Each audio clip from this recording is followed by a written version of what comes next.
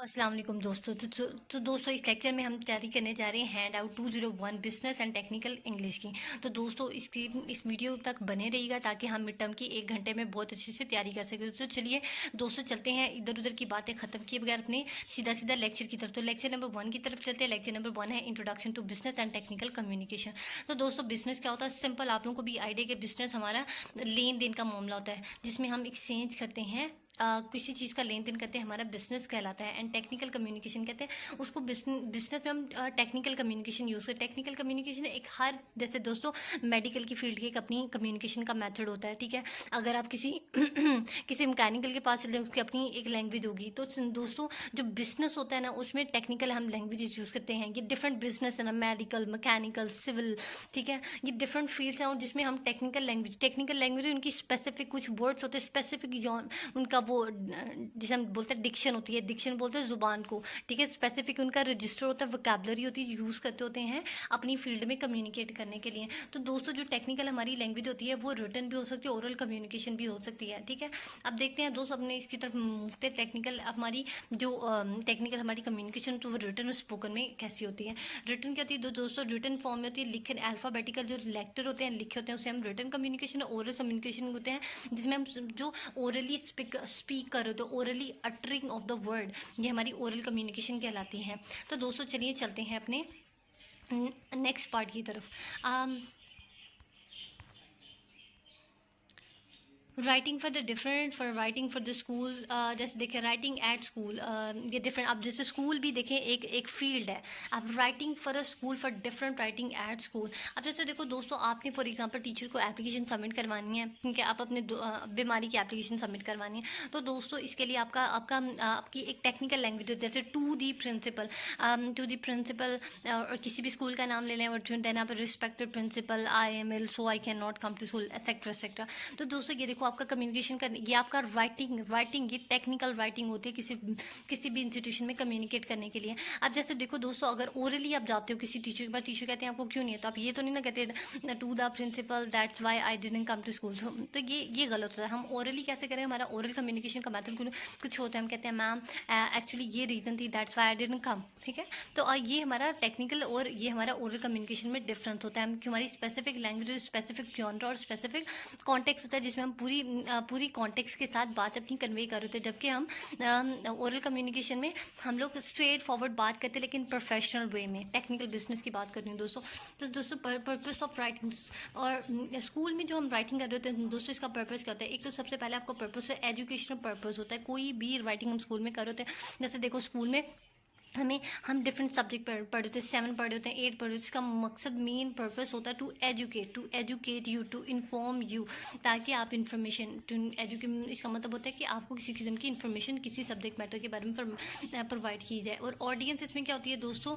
एक तो हमारे पास एक इंस्ट्रक्टर होता है, टीचर होता है, ऑडियंस में होता है, और दूसरा हमारे पास लिसनर होता है। लिसनर हमारी ऑडियंस हो रही है, ठीक है। तो जिसमें हम लोग क्या कहते हैं, the use they will be make your information. इसमें हमारे जो इंस्ट्रक्टर होता है, इसमें ऑडियंस को इन्फॉर्मेशन कन्वे कर रहा होता है, इंस्ट्रक्टर एंड यू। जैसे ये चार्ट देख रहे, क्लासरूम होती है, इंस्ट्रक्टर होता है एंड यू होते हैं। इसमें हम लोग क्या करते हैं, इंस्ट्रक्टर के जरिए हमारे पास एजुकेशन कम्युनिकेशन पहुंच होती है। बिजनेस लेवल पे देखिए, हमारे पास पहले बॉस होता है, फिर मैनेजर, फिर डिफरेंट उसके नीचे सब फील्ड्स आ जाती हैं, उनसे हमारे पास इन्फॉर्मेशन कैसे कन्वे होती है। तो ये इसकी एग्जाम्पल दी हुई है।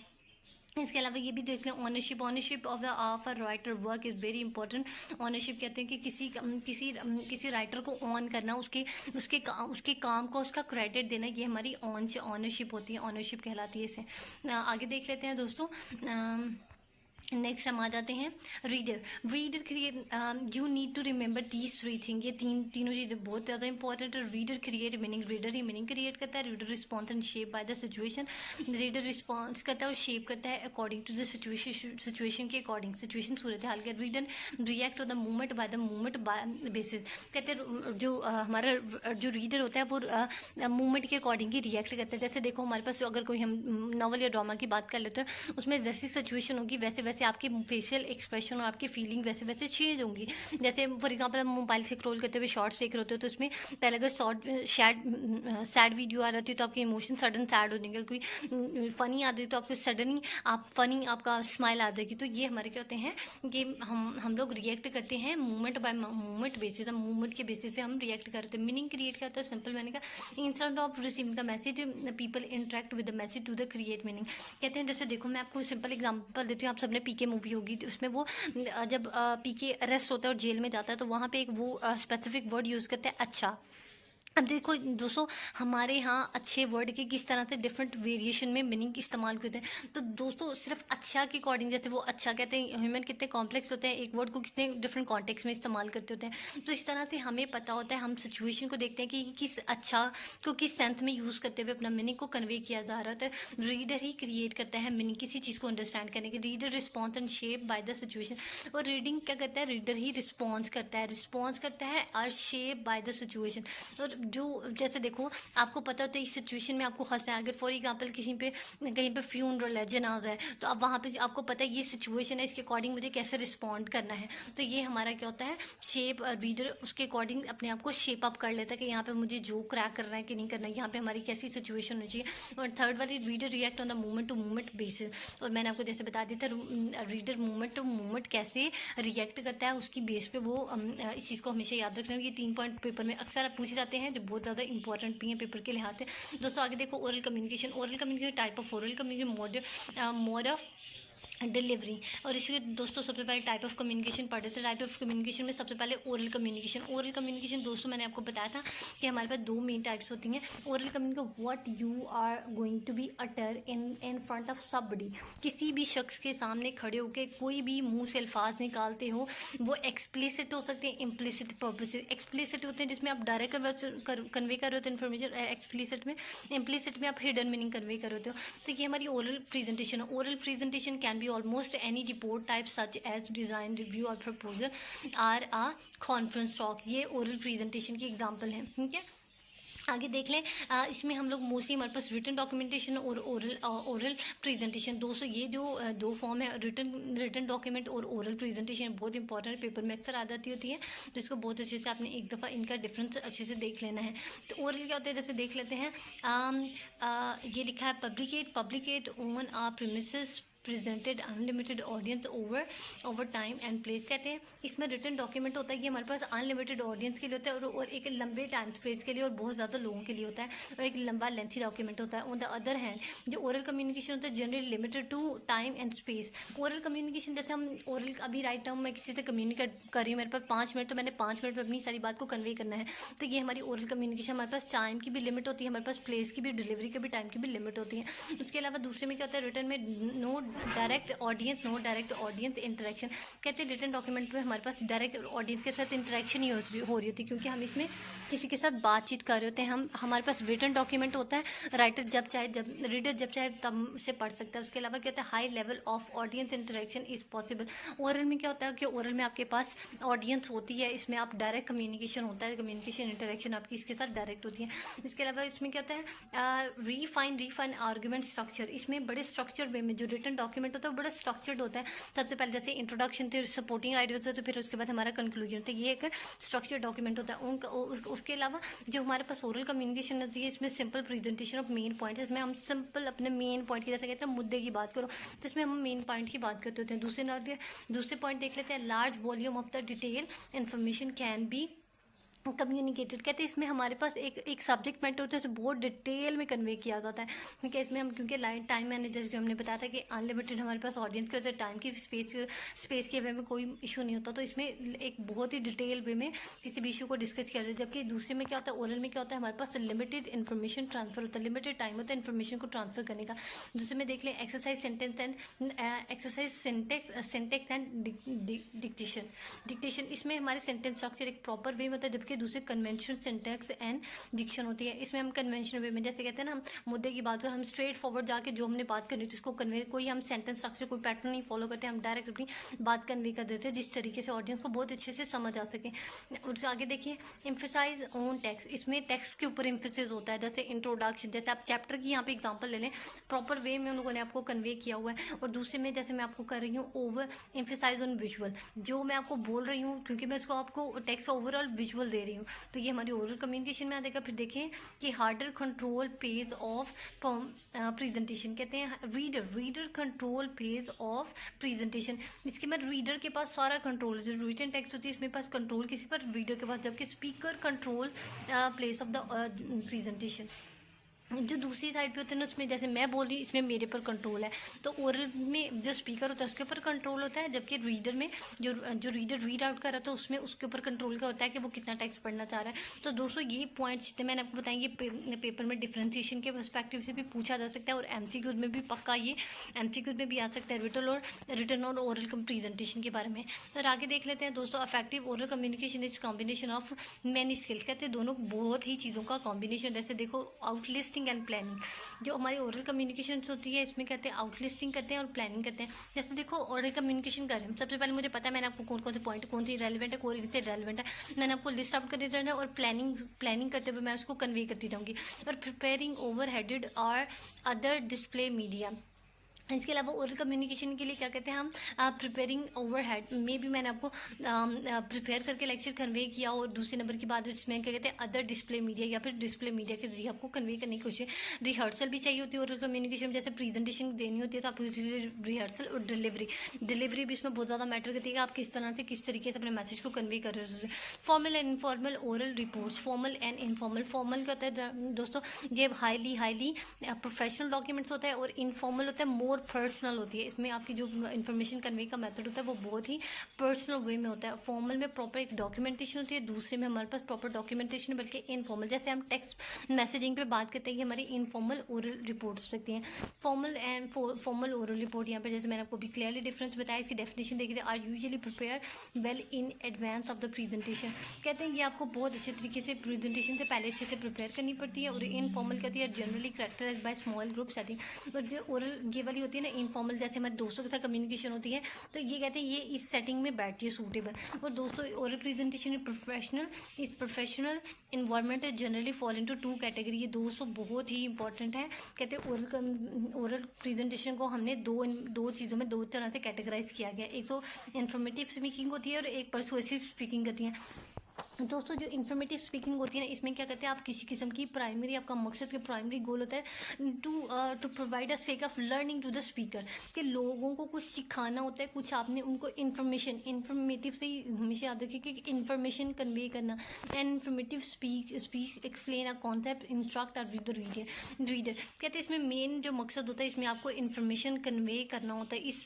इस मेन स्पीकिंग का मकसद होता है to get information, to get inform, ये मेन इसका मकसद होता है। इसमें क्या आदत है, जैसे देखो जिस तरह की जब स्पीच इन्फॉर्मेटिव स्पीच मेक की जाती है इसमें डिफरेंट किस्म के पॉइंट फॉर फॉर्म की, जैसे इंडिविजुअल और ग्रुप रिपोर्ट हो सकती है, इसमें इन्फॉर्मेटिव स्पीकिंग में इंडिविजुअल और ग्रुप रिपोर्ट हो सकती है, या फिर ओरल ब्रीफिंग हो सकती है, मैं ओरली आपको ब्रीफ कर रही है, पैनल डिस्कशन हो सकती है, ओरल टेक की क्रिटिक हो सकती है। दोस्तों ये आपने इन्फॉर्मेशन में ये आपने याद रखने इसके पॉइंट्स। इसके परसुएसिव स्पीकिंग, परसुएसिव का मतलब होता है दोस्तों हमेशा याद रखना कन्वेंस करना, to convince somebody on a specific point.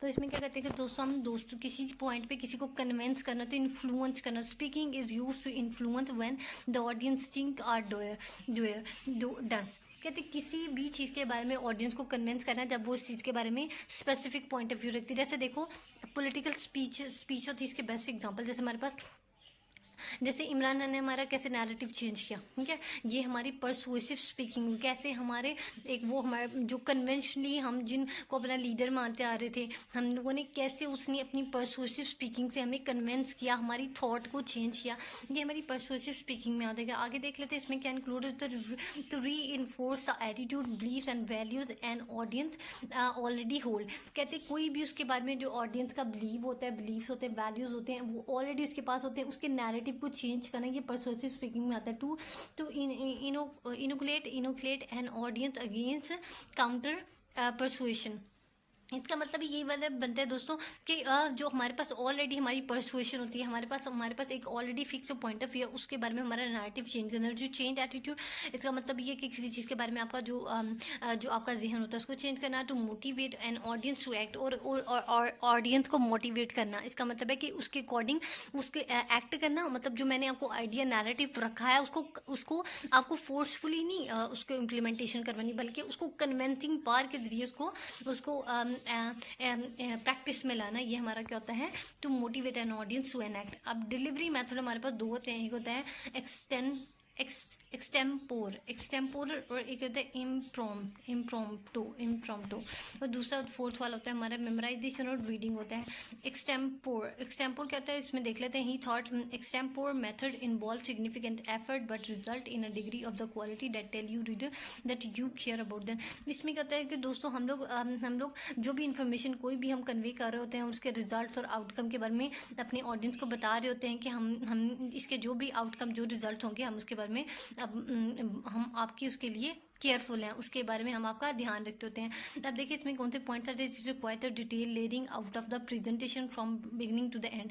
तो इसमें हम क्या करते हैं, डिटेल किस्म की हमें प्रेजेंटेशन रिक्वायर होती है बिगिनिंग टू एंड, मतलब प्रॉपर हेड टू टेल तक आपने इन्फॉर्मेशन किसी चीज़ के बारे में हासिल करनी थी।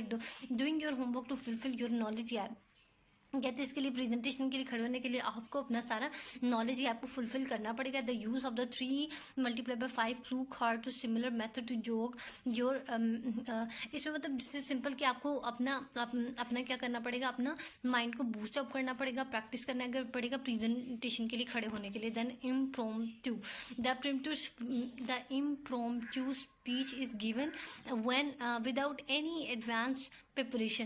कहते हैं इसमें हम लोग प्रिपरेशन नहीं होती, जबकि इसमें हमारी फर्स्ट वाले में हमारी क्या होती है, प्रॉपर हम प्रिपरेशन के साथ साथ जब इम में आता है कि हम प्रिपरेशन के विदाउट नॉलेज हमें होता है, लेकिन इतना एडवांस नॉलेज नहीं होता इन चीज़ों के बारे में। इस किस्म की प्रिपरेशन के साथ हम ऑडियंस के सामने आते हैं और उसके साथ कम्युनिकेट करते हैं। मेमोराइजेशन मेथड करते हैं, इसमें हम प्रॉपर लर्निंग वे में आते हैं कि हम सारी चीज़ों को मेमोराइज करके याद करके आते हैं और फिर अपने डिलीवरी दे रहे होते हैं, स्पीच की डिलीवरी कर रहे होते हैं। और इसके बाद हम आगे रहते हैं रीडिंग के तो the drawback of the reading is that when you read your speech you are communicating with the text instead of the audience. कहते हैं रीडिंग कहते हैं, जब रीडिंग वाले मेथड में कहते हैं तो जब आप याद करके आते हैं, रीडिंग करके आते हैं, तो फिर वो आप ऑडियंस से कन्वे नहीं कर रहे थे। जैसे हम नवाज शरीफ की स्पीच की एग्जाम्पल ले लेते हैं, वो पेपर पढ़ के आते थे, पेपर लेके आते थे, तो वो दोस्तों आप लोगों की फीलिंग की इंटरप्रिटेशन नहीं कर रहे होते। आप जो टेक्स्ट पढ़ रहे होते हो, आप जो रिटन टेक्स्ट होता है आप उसको पढ़ रहे होते, आप ऑडियंस से कम्युनिकेशन नहीं होता। तो रीडिंग का ये ड्रॉबैक होता है इसका। आगे देख लेते हैं preparation for the presentation. Preparation के लिए क्या करना पड़ता है, नॉलेज ऑफ द ऑडियंस। सबसे पहले आपको पता होना चाहिए कि अपनी नॉलेज के आपका ऑडियंस पर नॉलेज कितना है, knowledge of the subject matter आपको होना चाहिए, use of the time and rehearsal आपकी होनी चाहिए, personal appearance and the grooming, ये भी बहुत इंपॉर्टेंट, ताकि आपके लोगों पर आपका impact. Knowledge of the audience सबसे पहले देख लें, जो आपके सामने ऑडियंस खड़ी है उनके पास कितना उन चीज़ों के बारे में नॉलेज है, कितनी अपनी इन्फॉर्मेशन उनको कन्वे करनी है, इन चीज़ों के बारे में उनके पास आइडिया है या नहीं है। तो आपके पास प्री नॉलेज होना चाहिए, ठीक है, प्री नॉलेज होनी चाहिए जिस चीज़ के बारे में ऑडियंस को नहीं पता। फिर knowledge of the subject matter. तो दोस्तों जिस चीज़ के लिए आपको खड़ा किया गया वहाँ पे, तो आपको उस चीज़ के बारे में पूरा इन्फॉर्मेशन होना चाहिए, पूरी नॉलेज होनी चाहिए, ताकि आप पूरे तरीके से ऑडियंस के सामने कॉन्फिडेंटली खड़े होकर कन्वे कर सके। Use of the time and the rehearsal. और दोस्तों ये नहीं है कि आपने स्ट्रेट फॉरवर्ड जाके खड़े हो जाना, बल्कि आपने इसके लिए रिहर्सल टाइम भी चाहिए होता है और रिहर्सल भी चाहिए होती है। रिहर्सल करने के लिए बेहतरीन मेथड होता है कि आप शीशे के सामने खड़े होकर प्रैक्टिस कर लें। और दूसरा पर्सनल अपीयरेंस पे अपनी ग्रूमिंग की तरफ आके लोग आपकी ग्रूमिंग का मतलब अपने वेल ड्रेस हो गए, प्रॉपर वे में आपकी प्रेजेंटेशन जब देने के लिए खड़े हो, ये नहीं कि आप मुंह धोया और बिस्तर से निकल के आके प्रेजेंटेशन देने के लिए, ये नहीं, आपकी पर्सनल ग्रूमिंग और अपीयरेंस पे अपने ध्यान देना है, अपनी प्रेजेंटेशन के लिए खड़े होना है। तो delivering and oral speech. Delivering oral speech में आपने क्या करना है दोस्तों, इसके लिए कुछ पॉइंट है वो आपने हमेशा माइंड में रखने हैं। Non enthusiasm, then eye contact and use of the voice and use of the time. ये हमारे मेन जो चीज़ें हैं पॉइस एंथुसिज्म होता है दोस्तों कि आपने पूरी ध्यान कंट्रोल आपका होना चाहिए, अलर्ट अटेंशन होना चाहिए, वाइब्रेंट इंटरेस्ट होना चाहिए। इसमें ये नहीं होता कि फ्रोजन होकर बिल्कुल खड़े हो दो किसी भी जगह पे जाके, बल्कि आपने बहुत ही जोशो खरोश के साथ, जज्बे के साथ, पैशनेट होकर अपनी स्पीच को कन्वे करना है। फिर आई कॉन्टैक्ट ये नहीं कि आप जब भी स्पीच करो प्रेजेंटेशन, तो आपका आई कॉन्टैक्ट ऑडियंस के साथ होना चाहिए, ताकि आप कॉन्फिडेंट दिखो और आपका आइडिया हो रहा है कि आप ऑडियंस के इंटरेक्शन कर रहे हो। दूसरे यूज़ ऑफ द वॉइस। आप में यूज़ ऑफ द वॉइस का मतलब है आपके हाई एंड पिच कुछ आपको ये नहीं आना चाहिए कि बहुत ही आप आराम आराम से बात करो, बल्कि आपको पिच, ट्यून, स्टाइल, ये सारी चीज़ों का बहुत अच्छे से ख्याल है ताकि वो समझ भी सकें और सुन भी सकें आप क्या कह रहे हो। और यूज़ ऑफ द पेस, वही मैंने आपको बताया कि आपकी ट्यून, स्पीच आपकी कहाँ पे राइस होना है, कहाँ पे फॉल होना है, चीज़ का बहुत अच्छे से याद रखना है आप लोगों ने। मेकिंग का फॉर्मल प्रेजेंटेशन, फॉर्मल प्रेजेंटेशन इसमें क्या करना है दोस्तों, ये मैंने आपको बताया कि फॉर्मल प्रेजेंटेशन आपकी बहुत ही क्लियर, कंसाइज और टू दी पॉइंट होनी चाहिए और बड़ी एक्यूरेट होनी चाहिए और एविडेंस बेस होनी चाहिए। इसमें आपकी वॉइस होनी चाहिए। जो फॉर्मल प्रेजेंटेशन कन्वे, इसका मतलब ये नहीं सीधी सीधी आप बात कन्वे करो, बल्कि आपने राइस एंड फॉल होना चाहिए। बॉडी लैंग्वेज आपकी कॉन्फिडेंट होनी चाहिए और अपीयरेंस आपकी ऑडियंस की अट्रैक्शन, ऑडियंस पे डेफिनेटली इन्फ्लुएंस करती है। तो आपकी ड्रेसिंग प्रॉपर अप्रोप्रिएट होनी चाहिए। फिर प्रेपरेशन आपकी क्या होनी चाहिए, the objective of the talk होनी चाहिए। प्रेपरेशन आपकी प्रॉपर होनी चाहिए। ऑब्जेक्टिव टॉक का मतलब होता है कि जिसमें आप personal point of view quote ना करो, बल्कि जो एविडेंस से बेस बात होती है वो करो। The main point of the talk, और मेन पॉइंट पे बात करो। ये ना हो कि आप इधर उधर की बातें सुना रहे हो, तो सीधा सीधा मेन जो पॉइंट्स होते हैं उनको आपने डिस्कस करना है। मेकिंग द प्रेजेंटेशन बनाने के लिए प्रेजेंटेशन बनाने के लिए आपने क्या करना है, सबसे पहले तो आपने प्रॉपर जो, क्योंकि हमने सारे उसकी प्रेजेंटेशन से पहले के सारे हमने पॉइंट डिस्कस किए हैं। अब प्रेजेंटेशन अपने बनानी की है प्रॉपर, हमने जैसे हमारे पास की आइडियाज़ होते हैं, सबसे पहले हमारे पास आपके पास इंट्रोडक्शन, फिर उसका मेन सपोर्टिंग आइडिया, फिर कंक्लूजन। आपको बहुत अच्छे तरीके से आपने कम से कम 35 mm की स्लाइड्स आपने तैयार करनी है। इसके अलावा आपने बहुत अच्छे तरीके से वेलकम करना है ऑडियंस को, और फिर अपने सब्जेक्ट मैटर को कन्वे करना है, और बहुत अच्छे तरीके से आपने अपनी स्पीच को ख़त्म करना है। और लास्ट जो 5 मिनट होते हैं उसमें अपने ऑडियंस को टाइम देना है कि वो क्या कर सकें, उसमें आप क्वेश्चन आंसर का सेशन रख सकें। तो ये हमारी प्रॉपर आपकी प्रेजेंटेशन का मेथड होता है। फिर उसके बाद डिलीवरी गाइडलाइंस जैसे हमने ऊपर पढ़ी है कि हम लोगों ने किस तरीके से अपनी स्पीच को डिलीवर करना है, बहुत ही स्ट्रेट फॉरवर्ड, क्योंकि हमारे पास टाइम लिमिट होती है प्रेजेंटेशन के लिए। तो दोस्तों आपने बहुत आपका clear, concise, to the point और हेड टू टेल होनी चाहिए। ये ना हो कि आप बीच में कहीं से बात करें फिर वहाँ से उठा के पॉइंट लगाते, ऐसे नहीं। प्रॉपर हेड टू टेल और इसका कंक्लूजन होना चाहिए, और देन उसके बाद आपके एट द एंड आपकी क्वेश्चनिंग आंसर का भी सेशन होना चाहिए। Use visual aids for the presentation. Visual add का मतलब कहता है दोस्तों कि जो हम लोग जैसे AV एड्स यूज़ कर, प्रोजेक्टर यूज़ कर होते हैं, ठीक है, कंप्यूटर, साउंड सिस्टम जो भी होता है वो सारा हमारा प्रॉपर्ली अरेंज होना चाहिए और प्रेजेंटेशन में। लेकिन ये टाइम टेकिंग होते हैं, लेकिन ये सब फिर भी आपने इन चीज़ों का यूज़ करना है। अब जैसे देखो, here are the some possible AV aids you benefit from. कहते हैं ये जो 5 पॉइंट्स हैं ये पेपर में दोस्तों आ जाते हैं, ये बहुत अच्छे तरीके से आपने याद कर लेने, ठीक है। सबसे पहले ओवरहेडेड प्रोजेक्शन, 35 mm स्लाइड्स होती हैं, कंप्यूटर प्रोजेक्शन होती है, वीडियो एंड फिल्म होती है, रियल ऑब्जेक्ट, फ्लिप चार्ट्स होते हैं, keep it simple and true. और ये मैंने पूछा सिंपल और टू दी पॉइंट आपकी प्रेजेंटेशन होनी चाहिए। तो नेक्स्ट देख लेते हैं, हम आगे आ देते हैं चैप्टर नंबर 3 की तरफ चलते हैं। Reading center reader center reading, कहते हैं रीडिंग सेंटर रीडिंग होनी चाहिए। जैसे हम फॉर एग्जांपल अभी हमने बात की प्रेजेंटेशन की, तो हमारे पास लिमिटेड टाइम होता है, तो उसमें हमने रीडर सेंटर्ड ही बात करनी। तो रीडर सेंटर राइटिंग क्या होती है दोस्तों, सबसे पहले इसके लिए आप लोगों ने क्या करना होता है, सबसे पहले राइटिंग योर रिज्यूम की जो आपने आइडिया लिखना है, ड्राफ्टिंग योर ऑब्जेक्टिव किसी भी पॉइंट पे आपने बात करनी, सबसे पहले उसके बारे में अपने की आइडियाज़ बना ले। ऑब्जेक्टिविटी क्या होता है दोस्तों, डिफाइनिंग योर ऑब्जेक्टिव्स क्या होते हैं कि दोस्तों सबसे पहले आपने किस चीज़ पे बात करनी है, उन चीज़ों को आप डिफाइन कर लें, उनके बुलेट्स बना लें, ठीक है। सबसे पहले to take the reader centre approach, सबसे पहले कोई भी आपने ऑब्जेक्टिव कन्वे करने, सबसे पहले आपने देखें कि इसमें हमारे रीडर सेंटर अप्रोच होनी चाहिए। अब जैसे देखो, कोई भी पॉलिटिकल स्पीकर्स होते हैं, वो कोई स्पीच कन्वे कर रहे होते हैं, इधर उधर की बातें नहीं सुना रहे होते, बल्कि वो रीडर सेंटर्ड बात कर रहे होते हैं कि हमारी स्पीच इधर से उधर ना जाए, बल्कि रीडर की अटेंशन हमारे पे रहे। तो दूसरा क्या होता है, the final result you deserve. फिर फाइनली क्या होगा कि आपको जो रिजल्ट आपने जो आप चाह रहे होंगे ऑडियंस की अटेंशन हासिल करना, वो आपको मिलेगी। The people who will read your communication, कहते हैं पीपल लोग आपकी बातों को सुनेंगे। With specific way you want to communicate to effect the reader, they read through your communication. कहते हैं जिस तरीके में आप उनको इंडल्ज करेंगे कम्युनिकेशन में, तो डेफिनेटली वो इफेक्ट होंगे और आपकी बात को कम्युनिकेट करेंगे। द फर्स्ट स्टेज में क्या होता है, फर्स्ट स्टेज में एम्प्लॉय ट्राई टू अट्रैक्ट, ये एग्जाम्पल की है, ठीक है दोस्तों, इसको पढ़ने की जरूरत नहीं है। आगे आ जाते हैं हम, आगे नेक्स्ट देख लेते हैं। प्लानिंग में क्या होता है दोस्तों, सबसे पहले आप देखो, आपने आइडिया अपना ऑब्जेक्टिव सेट कर लिया कि मैंने ये बात कन्वे करनी है। अब प्लानिंग करनी है कि बात कैसे कन्वे करनी है। सबसे पहले यकीन होता है कि आपने, और ये भी हमारा बहुत इंपॉर्टेंट होता है कि आपने प्लानिंग करनी है कि आप अपनी ऑडियंस को अपनी बात, वो ऑब्जेक्टिव पॉइंट ऑफ व्यू को किस तरीके से कन्वे करेंगे। उसके लिए आपके पास परसुएसिव, आपके पास आर्ग्यूमेंट होने चाहिए दो ऑडियंस को, जो हमारे एविडेंसेस पे और स्पोर्ट्स को, आपके एविडेंस को सपोर्ट करे और उसका क्लेम भी कर सके। और ऑडियंस को इमोशनल आपने लैंग्वेज यूज़ करनी, बट नहीं, आपने एविडेंस बेस्ड बात करनी है ताकि ऑडियंस आपकी बात पे कन्विंस हो सके। तो आपके लिए उसके लिए प्लानिंग करनी पड़ेगी कि आपने किस तरह से ऑडियंस को कन्विंस करना है अपनी बात के लिए। नेक्स्ट आते थे conventional usual question by reader, persuasive claim to. दोस्तों ये वाला चार्ट आप लोगों ने पढ़ लेना है, पेपर में पक्का आना है। और ये पेपर में अक्सर ये शॉर्ट क्वेश्चन थे और एमसीक्यू के पर्सपेक्टिव से पूछा था। ऑब्जेक्टिव मैंने आपको बता दिया था। ऑब्जेक्टिव सिंपल होता है जिसमें आप अपना personal point of view quote नहीं करते। Usual question by reader, usually इसमें क्वेश्चन आपके पास रीडर आपसे क्वेश्चन पूछता होता है, इसमें परसुएसिव क्लेम टू मेक, और आपने इसमें परसुएसिव क्लेम में भी अपना आइडिया दे सकते हो। तो ये आपका परसुएसिव क्लेम हो जाएगा। फिर educational it's not visible humours.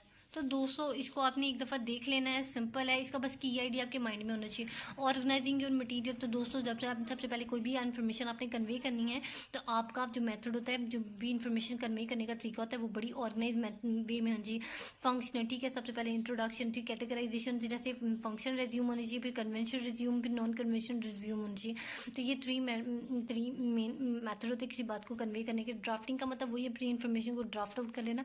सबसे पहले उसके की मेन की आइडियाज़ को निकाल लेना, फिर ड्राफ्टिंग द प्रोज, और फिर उस चीज़ को आपने एक proper subjective objective point of view से उनको सारी इन्फॉर्मेशन को आपने अरेंज कर लेना है, प्रोफेशनल वे में से कन्वे करना है, फिर उसको और आपने अपनी ऑडियंस तक को उसको कन्वे करवाना है। नेक्स्ट हम आ जाते हैं, नेक्स्ट हमारे पास है एजुकेशन। दोस्तों ये डिफरेंट किस्म की उन्होंने एग्जांपल्स दी हुई हैं, आपने इसको रीड आउट नहीं करना है, बस आपके पास आइडिया होना चाहिए। और नेक्स्ट देख लेते हैं एवेल्यूएटिंग एंड रिवाइजिंग। एवेल्यूएटिंग का मतलब होता है कि जो आप चीज़ कन्वे करो उसकी वैल्यू देखते हो, उसकी वैलिडिटी और उसकी रिलायबिलिटी चेक कर लो और उसको एक दफ़ा रिवाइज कर लो, सी अगेन देख लो। सिंपल इसका मतलब है सी अगेन, उसको देख लो कि उसमें कोई क्रिटिकल पॉइंट ऑफ व्यू तो नहीं जो आपको कन्फ्यूज़ कर दे, जो आपको कहीं पर ला के फंसा दे। इस वजह से एवेल्यूएटिंग रिवाइजिंग बहुत ज़्यादा इंपॉर्टेंट। इसमें कुछ पॉइंट्स है, इसको देख लीजिएगा। If it's really worth saying, कि जो बात आप करो उसकी वर्थ है कि नहीं, उसकी वैल्यू है कि नहीं। If you see what you want to say, क्या ये वही है जो आप कहना क्या चाह रहे हैं। If the reader will understand you will be से व्हाट यू विल से। अगर रीडर को आपकी बात समझ आ जाती है, जो क्वेश्चन रखना चाह रहा है आपके सामने, तो आपको पता होना चाहिए कि आपने इसके बारे में रिस्पॉन्स में क्या कहना है। चैप्टर नंबर 4 की तरफ चलते हैं, ऑडियंस एनालिसिस। दोस्तों ऑडियंस एनालिसिस क्या होता है, सबसे पहले कि आपने देखना है कि आपकी जो भी पीस ऑफ इन्फॉर्मेशन आप वो किसको कन्वे करना चाह रहे हो, ठीक है। आपकी टारगेट ऑडियंस कौन सी है, स्पेसिफिक ऑडियंस कौन सी है। जैसे फॉर एग्जाम्पल आपने एक शैम्पू की कमर्शियल है, ठीक है, शैम्पू की कमर्शियल में आप किसको जैसे देख लो, लेडीज शैम्पू है, सनसिल्क की ले लेते हैं, या फिर हेड एंड शोल्डर की ले लेते हैं। हेड एंड शोल्डर में देखो वो किस में एलोकेट कर रहे होते हैं, मेल्स को टारगेट कर रहे होते हैं, और वो यंग्स मेल को टारगेट कर रहे होते हैं। जबकि दूसरी में सनसिल्क में फीमेल्स को टारगेट, तो आपकी टारगेटेड ऑडियंस होती है, स्पेसिफिक ऑडियंस होती है, जिनको आप क्या करते हो, अप्रोच करते हो अपना, जिनके लिए आप अपना मैसेज को डिज़ाइन कर रहे हो ताकि वो आपको आपके मैसेज को समझ सके, इंटरप्रेट कर सकें। वो किसी इंडिविजुअल लेवल के लिए भी हो सकता है, ग्रुप के लिए भी, कम्युनिटी के लिए भी हो सकता है, ताकि वो डिसीजन मेकिंग करे और आपके वो आइडिया से वो इन्फ्लुएंस हो सके और उस पर डिसीजन मेकिंग कर सके। डिसीजन मेकिंग सिंपल क्या है कि वो आपकी बात पे कन्विंस होकर उस चीज़ को खरीद सकें। और इसमें कहते हैं mix group of the audience में be biased on expert, technician, manager and lay person. दोस्तों मिक्स ग्रुप की इन्फॉर्मेशन, ये डेफिनेशन आपने बहुत अच्छे से याद रखनी है। इसमें कौन कौन से लोग एक्सपर्ट आते हैं, टेक्नीशियन आते हैं, मैनेजर आ जाते हैं, द ले पर्सन आ जाते हैं। सबसे बड़ा टारगेट ऑडियंस है, मैंने बहुत सिंपल आपको बता दिया था, जिस तक आप इन्फॉर्मेशन कन्वे करना चाह रहे हैं वो हमारी टारगेट ऑडियंस होगी। जो स्पेसिफिक सब्जेक्ट जिससे रेलिवेंट इन्फॉर्मेशन है, जिस तक कन्वे करना चाहिए, वो हमारी टारगेट ऑडियंस होगी। दूसरा people read technical document for different reason. Technical document different reason के लिए पढ़ते हैं। जैसे देखो मैं सिंपल आपकी इन्फॉर्मेशन देती हूँ, जैसे अपने आप खरीदने जा रहे हो, एलसीडी खरीदने जा रहे हो, ठीक है। आप इसमें क्या कर रहे हो, आप उसमें क्या कर रहे हो, तो लोगों के पढ़ने के लिए technical document, manual instruction document लगा ले, वो डाला होता है, और वो स्पेसिफिक लोग जो खरीदेगा सिर्फ वही उसको पढ़ेगा। तो ये टेक्निकल डॉक्यूमेंट्स होती है पीपल लोगों के लिए रीड करने के लिए। उसका स्पेसिफिक मकसद क्या होता है कि उससे पता लग जाए how to operate that machine, तो इसको ऑपरेट कैसे करना है। नेक्स्ट देख लेते हैं target your audience by identify your audience. कहते हैं सबसे पहले तो आपके पास पॉपुलेशन आ गई, सबसे पहले अपने टारगेट कर लेना है, उसमें से आपकी स्पेसिफिक और आपकी टारगेटेड ऑडियंस कौन सी है, जिन तक आपने बात अपनी कन्वे करवानी, सब तक ये मिक्स ग्रुप भी हो सकता है, जैसे मैंने आपको बताया ना ऊपर भी। राइटिंग फॉर एक्सपर्ट, कहते हैं राइटिंग फॉर एक्सपर्ट जो होती है उसमें दो हमारे पास ग्रुप आ जाते हैं, एक जनरल ग्रुप आ जाता है, एक स्पेसिफिक ग्रुप आ जाता है। जनरल ग्रुप क्या होता है, general group possesses extensive knowledge about a field in general. कहते हैं इसमें पास हमारे पास जो जनरल ग्रुप होता है ना, इसमें हमारे पास एक्सटेंसिव नॉलेज होता है। एक्सटेंसिव का मतलब बहुत आपके पास ज़्यादा नॉलेज होता है। इसके बाद स्पेसिफिक एक्सपर्ट वो होते हैं जो share are surpass your knowledge about a document subject matter. Specific expert वो होते हैं जिनके पास लिमिटेड इन्फॉर्मेशन होती है लिमिटेड सब्जेक्ट मैटर के बारे में, जबकि पास जनरल के पास आपके पास एक्सटेंसिव नॉलेज होता है बहुत ज़्यादा, जबकि दूसरे के पास कम होता है। दूसरे के पास स्पेसिफिक नॉलेज होता है किसी चीज़ के बारे में। Audience use of a document, audience use a document simple है कि ऑडियंस डॉक्यूमेंट कैसे इस्तेमाल करना है। इसमें हमारे पास expert use technical and scientific document for variety of the purpose. कहते हैं जो भी, अब जैसे मैंने आपको मैनुअल इंस्ट्रक्शन की बताया था, तो उसके बाद में वो क्या करेंगे, स्पेसिफिक लोगों के लिए वो टेक्निकल साइंटिफिक डॉक्यूमेंट होगा, जैसे उसमें टेक्निकल लैंग्वेज यूज़ की होगी, ठीक है।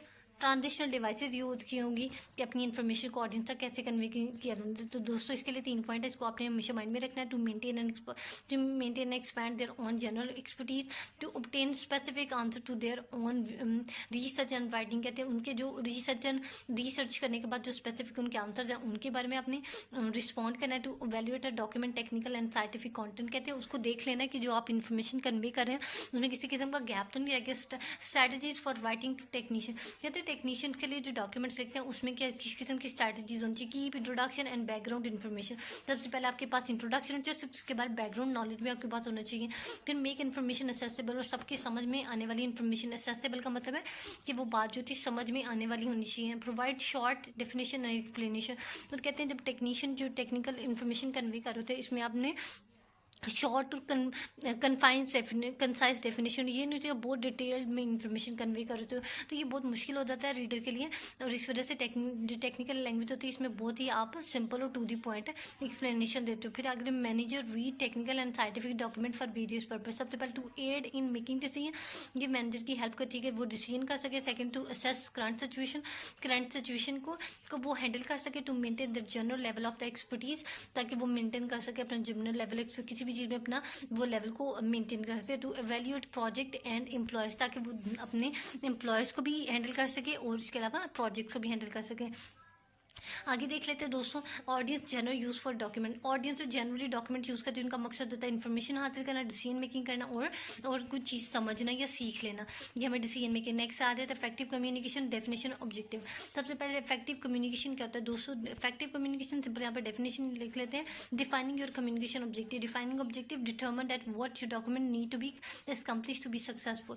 Defining the objective of your communication is extremely important. Defining objective has a strong link with the audience analysis covered in the last unit. अब दोस्तों सिंपल है, आपने इसमें याद रखना कि इफेक्टिव कम्युनिकेशन क्या होती है। जिस समय effective communication should be clear, concise, coherent and coherence इसमें होनी चाहिए, और आपकी ऑडियंस आपका इन्फॉर्मेशन आपका मैसेज इंटरप्रेट कर ले और उसके रिस्पॉन्ड में आपको रिस्पॉन्ड दे दे। ये हमारी इफेक्टिव कम्युनिकेशन, जिसमें रीडर और लिसनर दोनों इफेक्टिवली इंडल्ज हों, दोनों एक दूसरे से इफेक्टिवली कम्युनिकेट कर रहे हो, इंटरेक्ट कर रहे हो, हमारी इफेक्टिव कम्युनिकेशन हो जाएगी। Purpose of the writing document, purpose of the writing document हमने पीछे पढ़ा था। सबसे पहले इन्फॉर्मेशन कन्वे करना होता है, दूसरा तो इंस्ट्रक्शन देना होता है या परसुएट करना। परसुएट जैसे मैंने बताया था कि कन्वेंस करना होता है, या फिर उसके बाद टू इनेक्ट समथिंग, या किसी चीज़ के लिए प्रोहिबिट करना या फिर उसको कहना इस पर अमल करें। ये 4 मेन पर्पस होते हैं डॉक्यूमेंट लिखने के। Purpose to keep in mind word writing a document, कहते हैं मेन चीज़ होती है जब डॉक्यूमेंट आप लिख रहे हो तो जिन चीज़ों को आपका तो सबसे पहले इंट्रोडक्शन, सपोर्टिंग आइडिया, कंक्लूजन होता है, लेकिन ये शुड बी ऑब्जेक्टिव।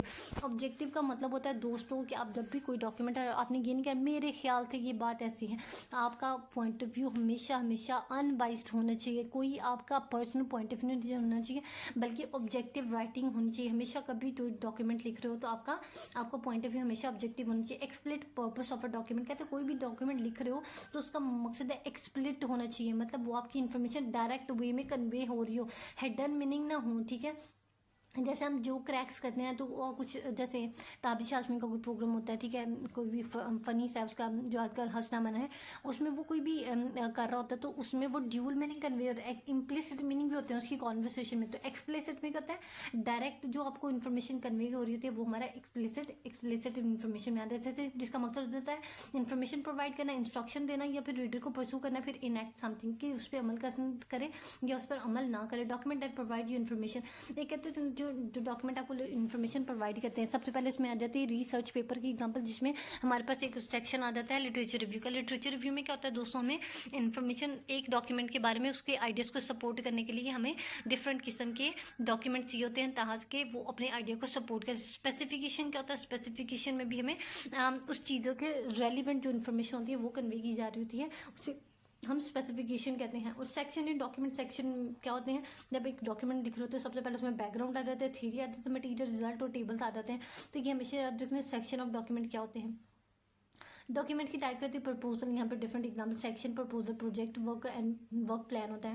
यहाँ पे एग्जांपल दे दिए हैं डॉक्यूमेंट की टाइप क्या हो सकती है, जैसे देखो प्रपोजल बताया है, रिकमेंडेशन, रिपोर्ट, जॉब एप्लीकेशन और रेज्यूम्स, ठीक है, ईमेल्स ऐसे हो गई। सिलेक्शन, इसमें भी क्या होती है, सेक्शन डॉक्यूमेंट में क्या होता है, डिस्कशन होता है, कंक्लूजन और रिकमेंडेशन। तो रिकमेंडेशन का सजेशन को सिंपल कहते हैं। Implicit purpose of the document, इसमें क्या होता है, इम्प्लिसिट हिडन होता है, इसका तो एस्टैब्लिश रिलेशनशिप, इसका मतलब क्या होता है, जैसे वो उसके फेशियल एक्सप्रेशन में क्या होता है, जब वो कोई इम्प्लिसिट बात कर रहा होता है तो उसमें उसके फेशियल एक्सप्रेशन कहते हैं टू सेट अ रिलेशनशिप, ताकि ऑडियंस उसकी बात को समझ सके वो किस सेंस में बात करे। To create trust and establish credibility, इसका मतलब ये भी होता है कि वो ट्रस्ट भी अपना क्रिएट करे ऑडियंस पे और एस्टैब्लिश क्रेडिबिलिटी बोलते हैं किसी चीज़ की किसी चीज़ को क्रेडिट देना और उस चीज़ की ऑथेंटिसिटी की बात करना। To document action, to document action, ताकि वो जो चीज़ पे बात कर रहा है उसको भी वो अमल में ला सके।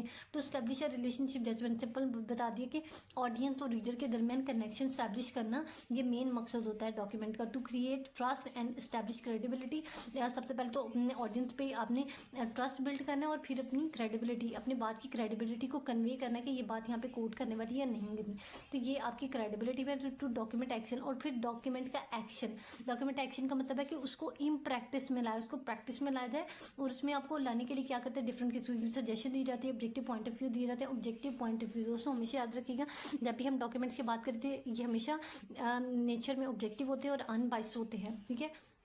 नेक्स्ट देख लेते हैं statement of objective. Statement of objective क्या होता है, if state your document objective eight the beginning, कहते हैं आप जो भी इंफॉर्मेशन कन्वे करनी सबसे पहले अपना मेन ऑब्जेक्टिव बता दें कि मैं किस चीज़ के बारे में बात करने जा रहा हूँ। How do you actually go about defining your objective, कैसे आपने डिफाइन करना है ये आपको पता है कि हमने प्रॉपर इंट्रोडक्शन से स्टार्ट करना होता है। नेक्स्ट देखें चैप्टर नंबर 6 की तरफ आ जाते हैं, defining objective. Defining objective define कैसे करना है, सबसे पहले identify the task you will have your reader perform while you read, कहते सबसे पहले तो आपने जो ऑडियंस तक बात करने के लिए सबसे पहले आपको उसके बारे में बहुत अच्छे से पढ़ लेना चाहिए ताकि ऑडियंस आपकी आपकी आपकी मेन जो इन्फॉर्मेशन जो आप कन्वे करना चाह रहे हैं उसके बारे में उसको पता लग जाए कि आप किस चीज़ के बारे में बात करना चाह रहे हैं।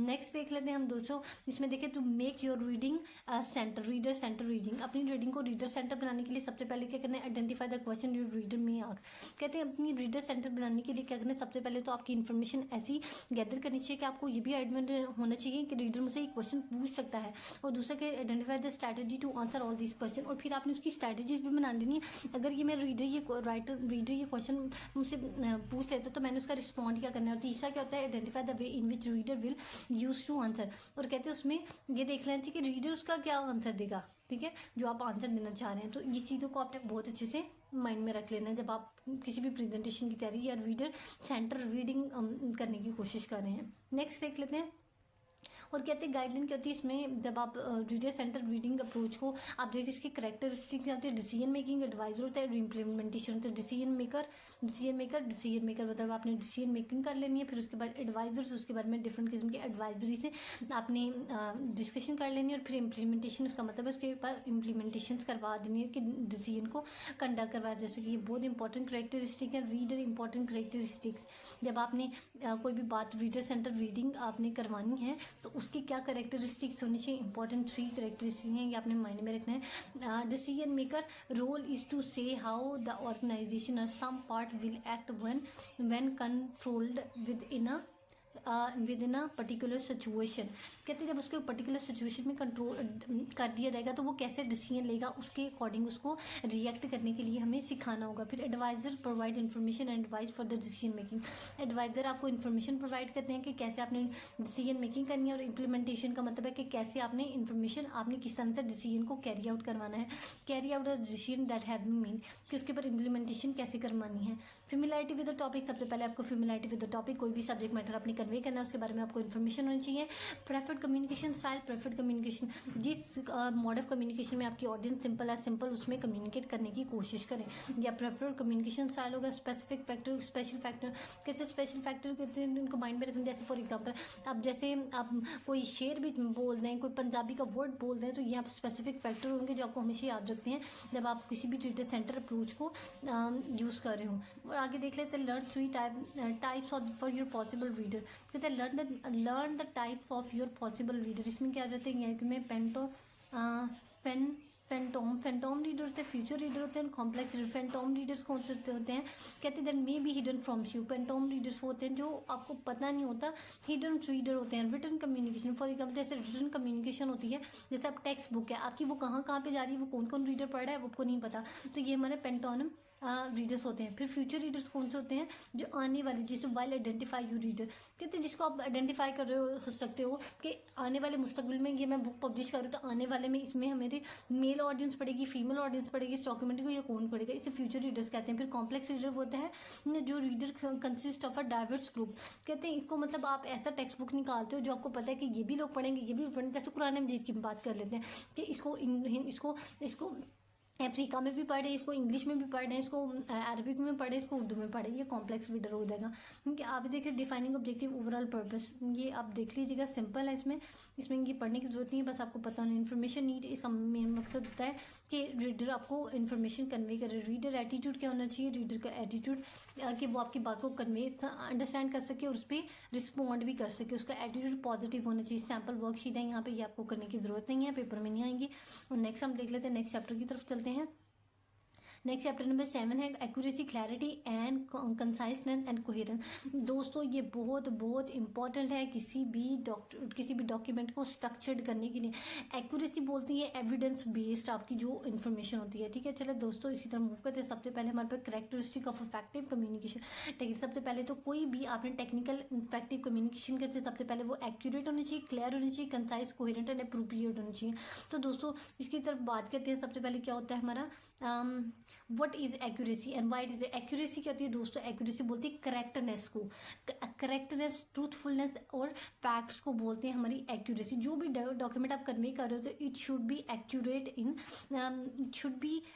एक्यूरेट होना चाहिए, ट्रूथ होना चाहिए, फैक्ट्स बेस्ड होना चाहिए, एविडेंशियल बेस्ड होना चाहिए। तो डॉक्यूमेंट की accuracy, stylistic accuracy and technical accuracy, ये 3 जो पॉइंट्स है ये अपने माइंड में रखने हैं कि ये हमेशा पेपर में भी पूछे जा सकते हैं कि डॉक्यूमेंट एक्यूरेसी क्या होती है। Document accuracy refer to the proper coverage of your topic. ये क्या होता है कि डॉक्यूमेंट एक्यूरेसी होती है कि कोई भी आप सब्जेक्ट मैटर डिस्कस कर रहे हो तो उसको पूरा प्रॉपर वे में आप उसको डिस्कस करो, डिटेल में उसकी इन्फॉर्मेशन कन्वे करो डॉक्यूमेंट के जरिए, तो उसे कहते हैं डॉक्यूमेंट एक्यूरेसी कहते हैं। उसकी स्टेटिस्टिक एक्यूरेसी कहते हैं नंबर्स को।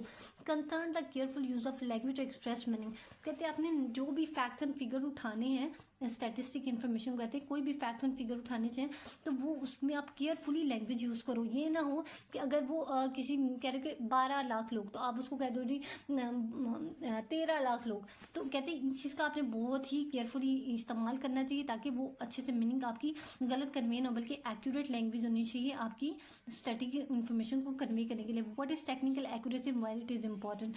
और उसके बाद टेक्निकल एक्यूरेसी होती है कि जो भी आप रिक्वायर्ड स्टैटिस्टिक एक्यूरेसी होती है, it is not based solely on it. The effective document is science and technology must be grounded in a technical accurate understanding and representation of a technical का मतलब ये होता है दोस्तों कि कोई भी सबसे पहले तो आपने इंट्रोडक्शन देना है, इंट्रोडक्शन, फिर सपोर्टिंग आइडिया, फिर कंक्लूजन, ठीक है। अब ये नहीं होगा फॉर एग्जाम्पल आपने मशीन को ऑपरेट करने के लिए बताना है अपने एक मैनुअल इंस्ट्रक्शन में, आप ये तो नहीं कहोगे सबसे पहले नीचे से पाइप लगाओ, नो, आप सबसे पहले हेड से स्टार्ट करोगे फिर टेल तक जाओगे।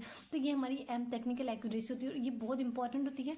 अगर ये आप फॉलो नहीं करेंगे प्रॉपर स्ट्रक्चर तो क्या होगा, मिस कम्युनिकेशन हो जाएगी और ऑडियंस आपकी आपका मीनिंग भी नहीं, आपका मैसेज भी नहीं अंडरस्टैंड कर सकेंगे।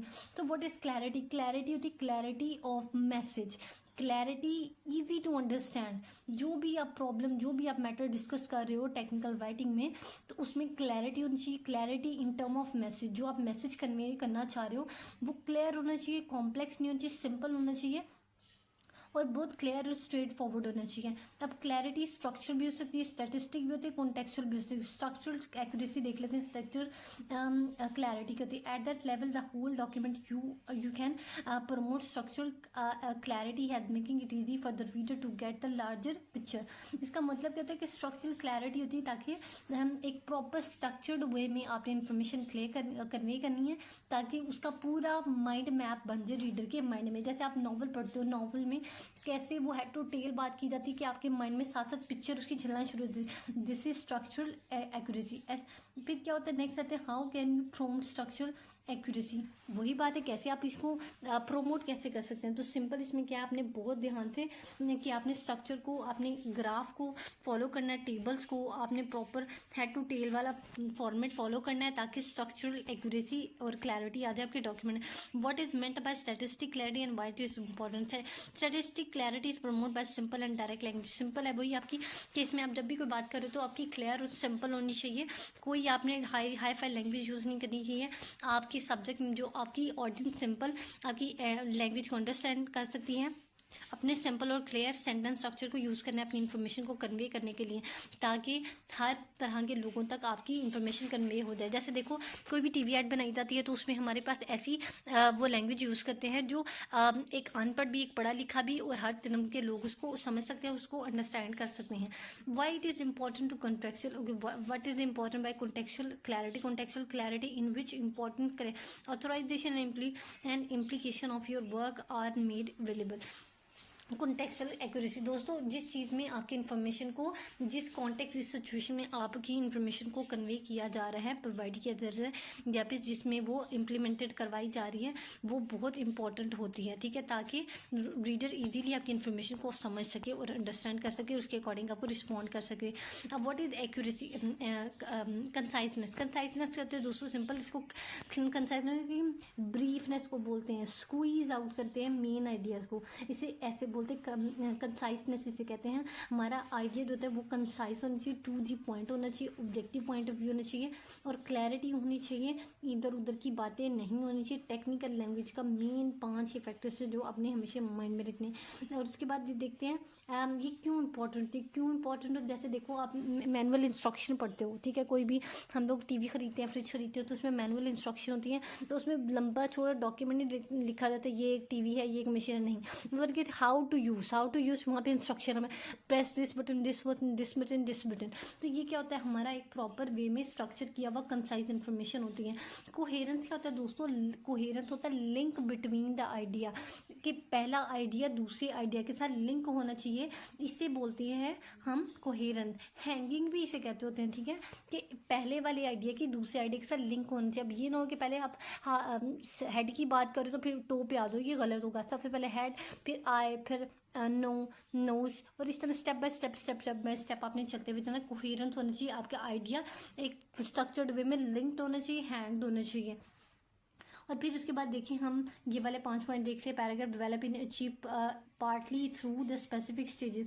कितने हम एक अपना पैराग्राफ डेवलप करते हैं, ये 5 फैक्टर्स हैं, इन चीज़ों को हमेशा माइंड में रखिएगा कि इन 5-6 पॉइंट्स हैं, इनके जरिए हम अपना डॉक्यूमेंट को क्या कहते हैं, स्ट्रक्चर कर लेते हैं।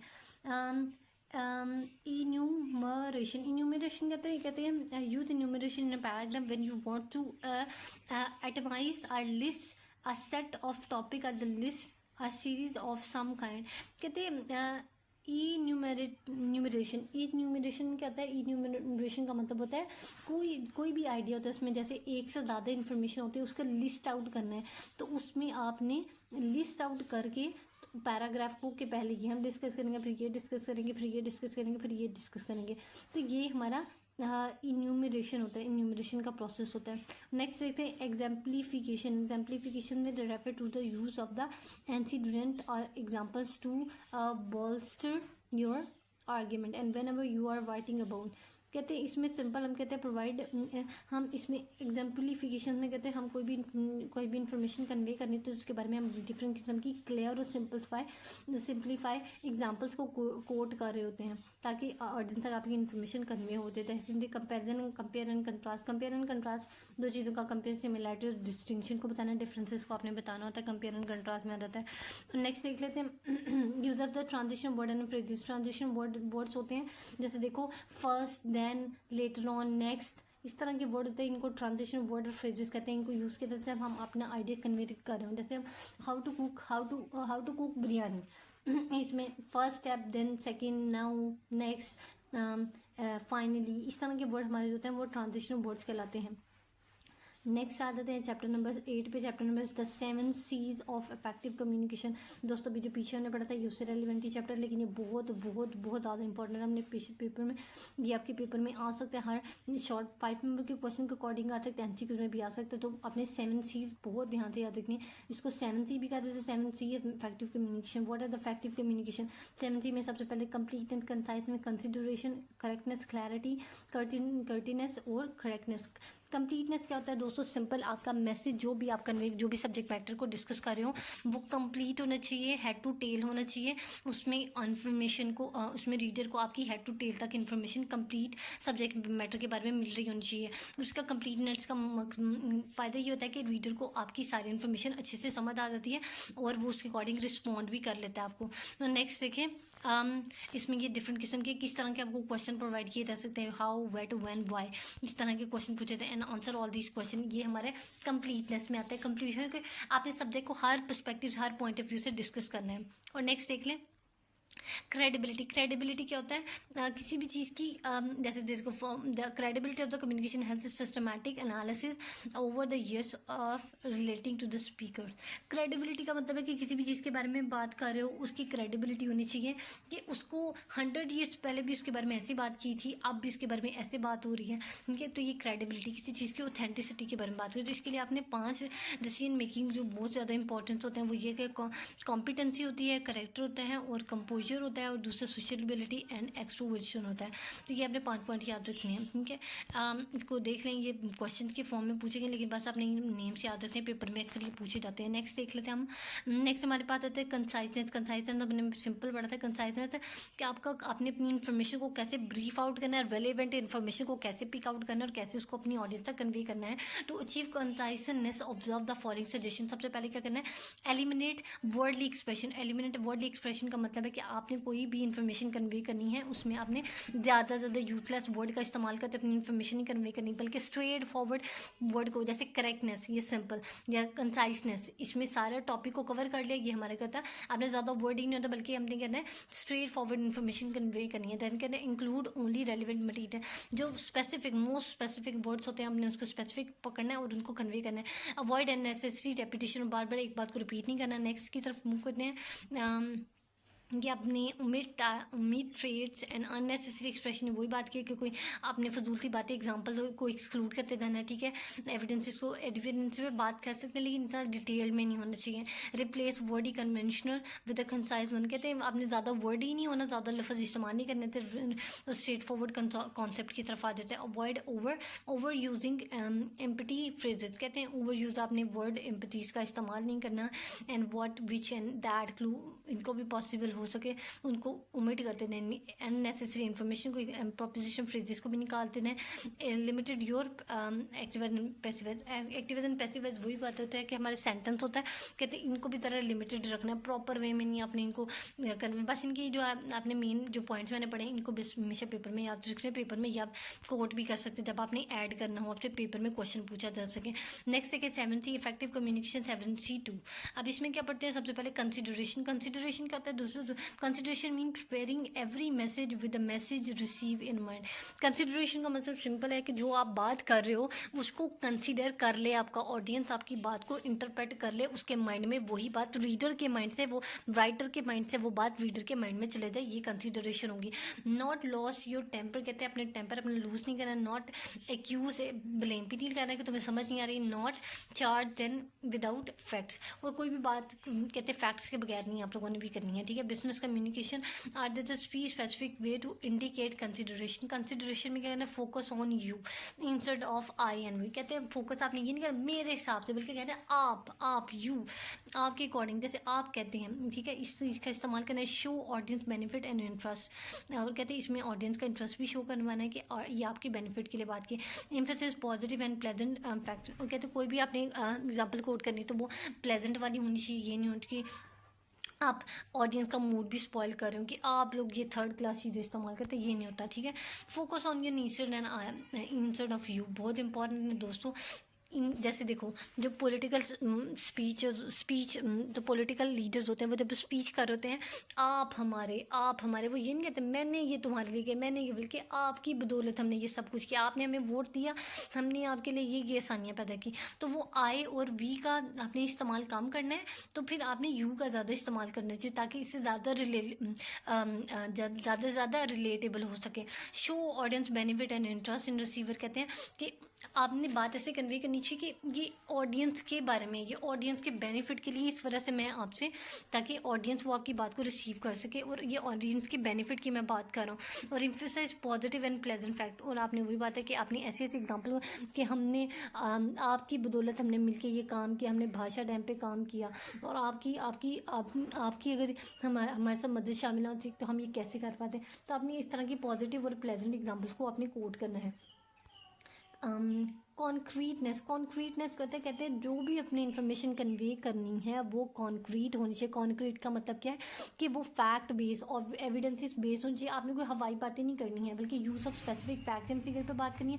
Put action in your verb and, और कहते हैं जैसे कोई बात भी की है तो कहते हैं वो एक्शन एविडेंसेस बेस्ड बात होनी चाहिए. Choose vivid and image building words, तो कहते हैं ऐसे वर्ड्स का सिलेक्शन करना है जिससे इम्पैक्ट हो. भाषा डैम हमने आपकी वजह से तामीर किया, तो इस तरह से आपने कॉन्क्रीट एग्जाम्पल कोट करनी है. Use of specific fact and figures वही बता दिए मैंने आपको सिंपल कि आपकी कॉन्क्रीट एग्जांपल होनी चाहिए. और दूसरे क्या, पुट एक्शन इन वर्ड, और कहते हैं कोई भी बात नहीं, हवाई बातें नहीं करनी है कि हम आपकी वजह से ये करेंगे वो करेंगे, बल्कि कहेंगे हमने कर दिया, हमने इसका इफ्तिताह कर दिया है, अभी हम इस पर काम कर रहे हैं, ठीक है. तो ये इस तरह से आपने चीज़ें इस्तेमाल करनी है जब आपने ऑडियंस के साथ बात करनी है. आगे देख लेते हैं दोस्तों. Use vivid and image building words, use vivid and image building word, कहते हैं वही हम मुस्तकबिल में इसको चाइना बनाएंगे, हम इसको मदीना की रियासत बनाएंगे, मतलब इस तरह के आपने इमेज बिल्डिंग वर्ड्स का इस्तेमाल करना है. आगे आते थे कंपेयर एंड कंट्रास्ट, वही बात है सिंपल सी. और फिगरेटिव लैंग्वेज ऐसे कहते हैं जो फ्लावरी लैंग्वेज होती है, जो परसुएसिव लैंग्वेज होती है, वो आपने यूज़ करनी है अपने ऑडियंस से कम्युनिकेट करते हुए. आगे देख लेते हैं 7C कम्युनिकेशन 3. इसमें हम आ जाते हैं क्लैरिटी पे बात. क्लैरिटी मैंने आपको सिंपल बताया था दोस्तों, क्लैरिटी कोई भी आपने मैसेज कन्वे करना रीडर को, वो उसमें क्लैरिटी होनी चाहिए. आप में और रीडर को दरम्यान कोई भी मैसेज कन्वे कर रहे हो वो सिंपल कंसाइज होनी चाहिए, और आपकी वो मैसेज को समझ सके और फेमिलियरिटी पैदा हो सके आपके माइंड से बाहर, रीडर के माइंड में इजीली और शॉर्ट फेमिलियर वर्ड्स में चले जाए. फेमिलियर वर्ड्स का मतलब सिंपल वर्ड में चले जाए.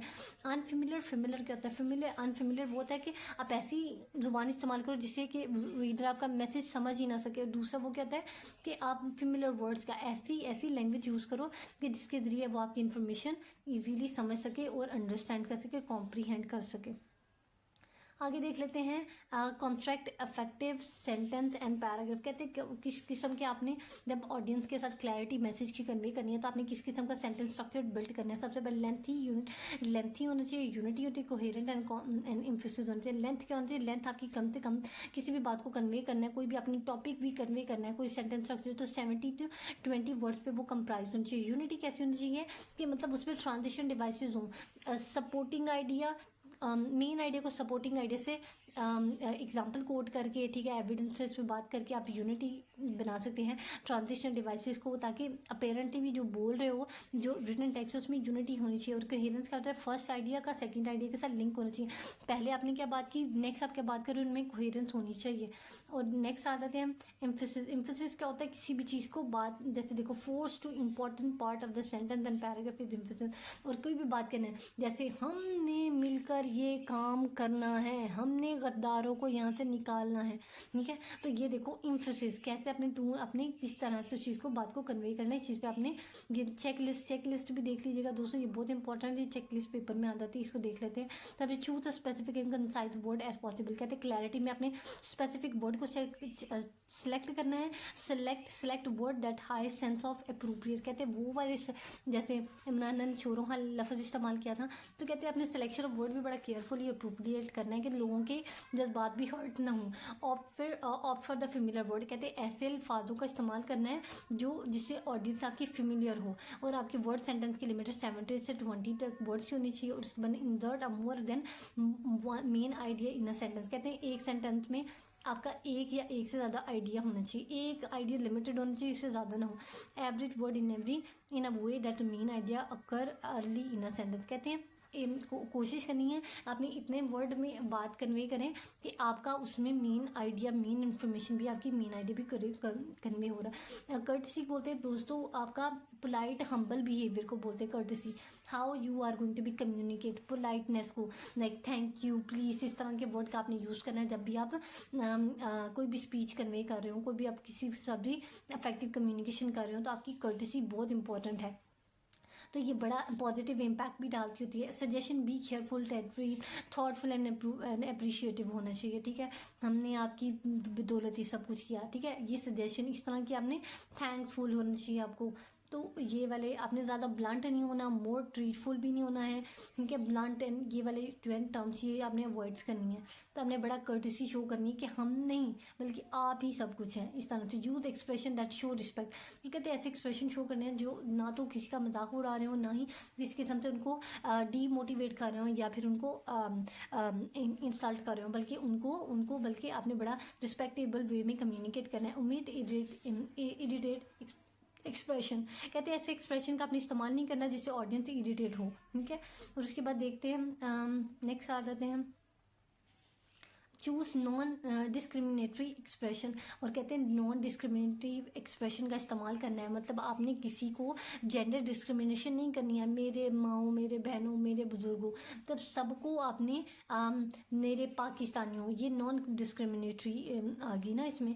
आपने ऐसे नहीं करना है कि सिर्फ मेरे नौजवानों, जैसे इमरान मेरे नौजवानों की बात करते हैं, मतलब सबको वो एक स्पेसिफिक उसने जेंडर डिस्क्रिमिनेशन किए बगैर बच्चों को, बूढ़ों को, नौजवानों सबको मुखातिब किया, ये नॉन जेंडर डिस्क्रिमिनेशन में आ जाएगा।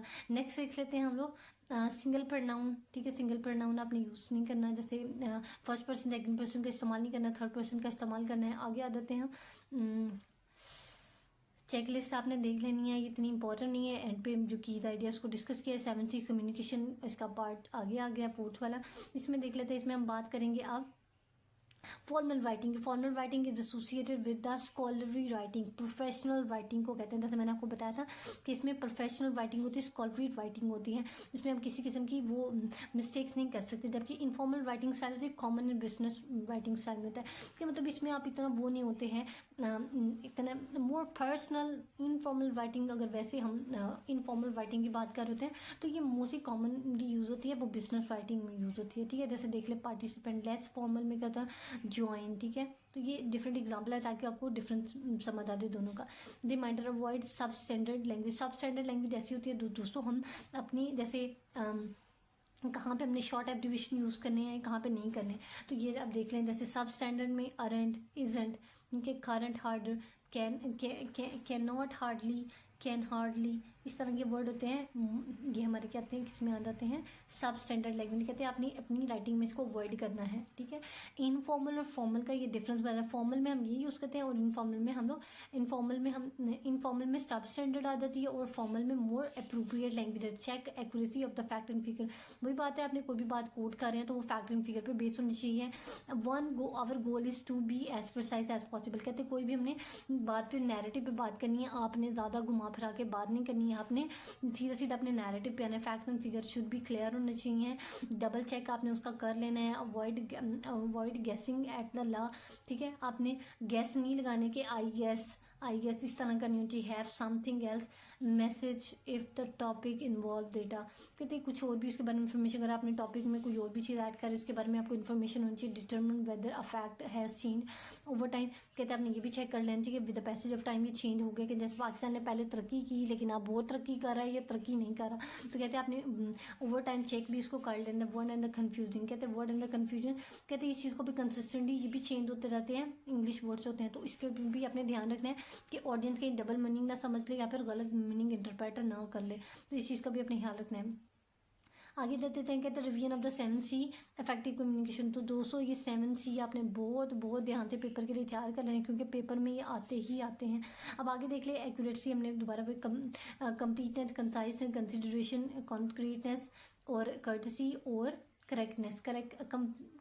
करेक्टनेस। अब कंप्लीटनेस हम लोगों ने सिंपल वही पढ़ा था कि मैसेज आपका हर लिहाज से फैक्ट एंड फिगर को अंडरस्टैंड करके आपके तक डिज़ायर इन्फॉर्मेशन को कन्वे कर रहा हो। इसका फ़ायदा कहते हैं कि दोस्तों को, आपकी लोगों को आपकी मैसेज की क्रेडिबिलिटी का पता होगा कि आप फैक्ट एंड फिगर पे बात कर रहे हैं। प्रोवाइड अननेसेसरी इन्फॉर्मेशन, ये कीवर्ड्स आपने याद करने हैं, याद रखने हैं जब आप कोई भी किसी चीज़ की कंप्लीटनेस की बात करें। फिर आगे आ जाते हैं credibility means to try to keep the truth of the audience intact, कि ऑडियंस को आपने ऐसी चीज़ें अटैच करना है जो क्रेडिबल हो, जिस पर ट्रस्ट किया जा सके। और कंप्लीटनेस वही होता है कि आपका मैसेज हर पर्सपेक्टिव से कम्युनिकेट किया जा रहा है ऑडियंस के साथ। करेक्टर कंपोजर एंड सोशबिलिटी एंड कॉन्ट्रोवर्जन, ये आपने पॉइंट्स याद रखने हैं जब आप रीडर से कम्युनिकेट कर रहे हो। नेक्स्ट देख लेते हैं हम कंसिडरेशन का मतलब है कि आपने कोई भी मैसेज प्रिपेयर करना है, आपने ये कंसिडर कर लेना है कि आपके मैसेज ऑडियंस तक कन्वे हुआ है कि नहीं हुआ। 3 specific way to indicate consideration, कहते हैं ये वाले 3 मैसेज अपने माइंड में रखने हैं कि जब आप ऑडियंस से कम्युनिकेट कर रहे हो। जैसे यू का इस्तेमाल करना है, आई और वी का इस्तेमाल नहीं करना है। Show benefit of the interest for the audience, कहते हैं कि इससे ऑडियंस को फ़ायदा होगा। फिर एम्फेसिस पॉजिटिव प्लेजेंट फैक्ट्स, आपने अच्छी एग्जांपल्स को कोट करना है। फोकस ऑन, ये दोबारा से वही वाली चीज़ आ गई है। कॉन्क्रीटनेस, ऐसी एग्जांपल के बेस कोट करनी है जो कॉन्क्रीट हो, ऐसा ना हो कि आप लोग हवाई बातें कर रहे हों, ठीक है। तो अपनी एग्जांपल भी फैक्ट बेस्ड करनी है। इसका फ़ायदा क्या होगा, ऑडियंस आपसे रिलेट करेगी। फिर use specific and defining figures करना है। Use vivid image building words करना है, मैंने पहले आपको बता दिया हुआ था। Use specific facts and figure करना है। इसमें क्लैरिटी आपकी मैसेज की ऑडियंस तक क्लियरली आपका पर्पज़ आप ईजिली अंडरस्टैंड कर सकें।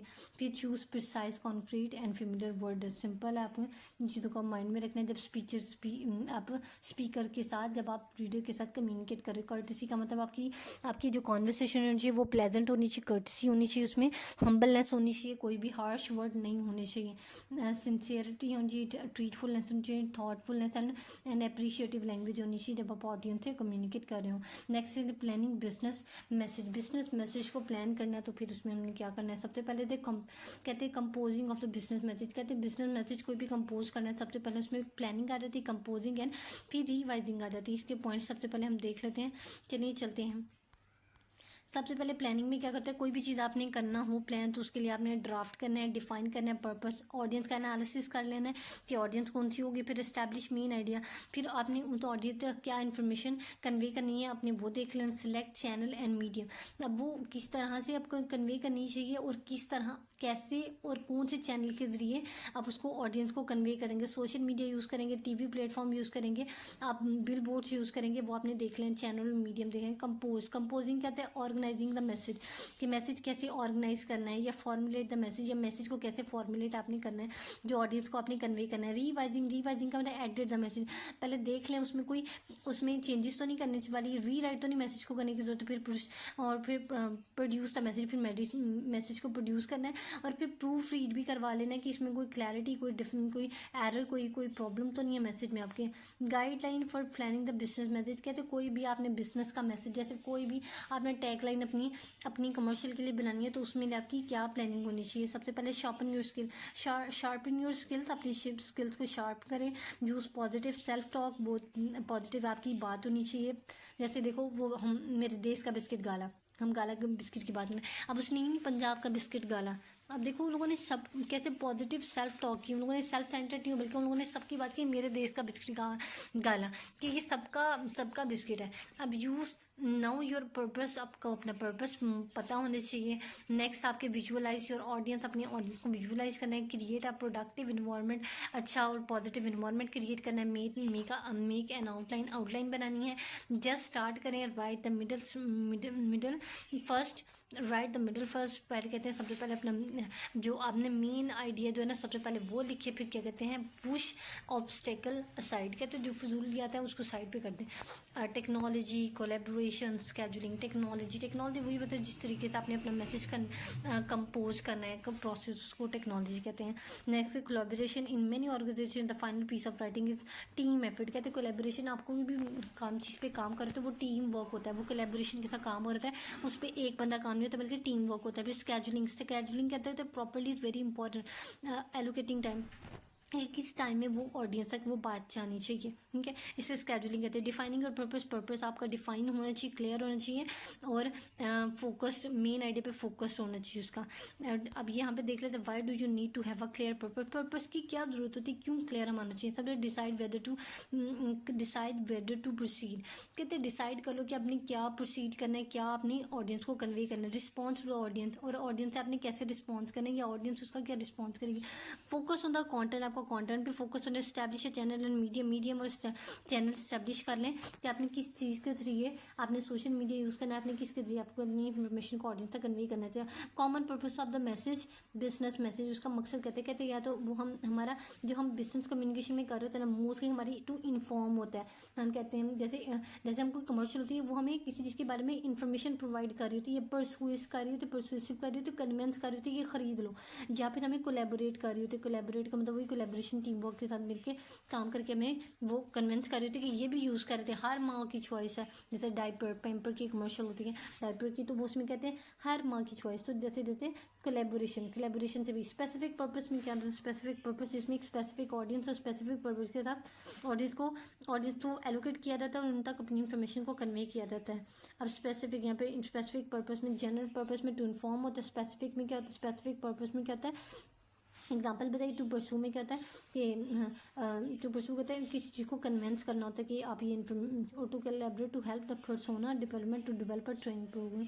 जैसे कहते हैं कोलैबोरेशन में किसी एक टीम वर्क को इस चीज़ के लिए, जैसे डायपर की मैंने एग्जाम्पल दी ना, अभी इसका टारगेट था कि औरतें इस चीज़ में टारगेट और जो थी ना वो मदर्स थी, ताकि वो डायपर की तरफ वो मोटिवेट हो, उसको वो काम कर सके और उसको वो उसके ऊपर वो उसे बाय कर सकें उस चीज़ को।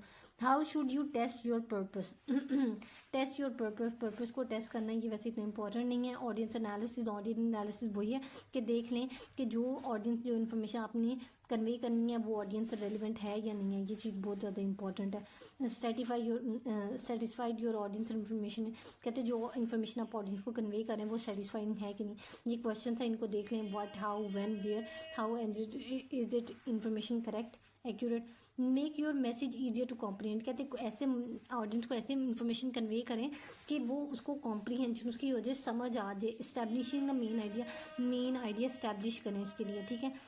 यूज़ ब्रेन स्टॉर्मिंग टेक्निक, और कहते हैं कि अगर कोई भी इन्फॉर्मेशन कन्वे करनी है तो उसके लिए ब्रेन स्टॉर्मिंग टेक्निक यूज़ करें। जैसे स्टोरी के फॉर्म में बताएं, रैंडम लिस्ट बता दें कि FRC वर्कशीट बता दें, जर्नलिस्टिक अप्रोच बता दें, क्वेश्चन आंसर चेन बना लें। लिमिटेड द स्कोप,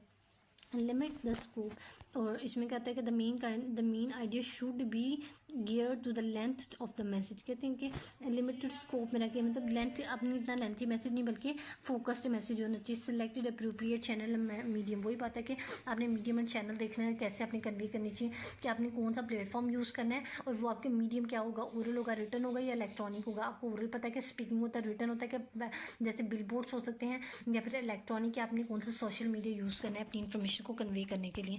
तो आगे चलते हैं चैप्टर नंबर 13 की तरफ। Composing message, business message. Composing business message, अपने बिजनेस मैसेज को कैसे ऑर्गेनाइज करना है, जैसे simplify, don't remind, dissociation, fact and figure. कहते कोई भी बिजनेस अपने बिजनेस मैसेज की बात करते हो, अपना जो ऑडियंस को अपनी इन्फॉर्मेशन करनी है वो डिसएसोसिएट, फैक्ट एंड फिगर।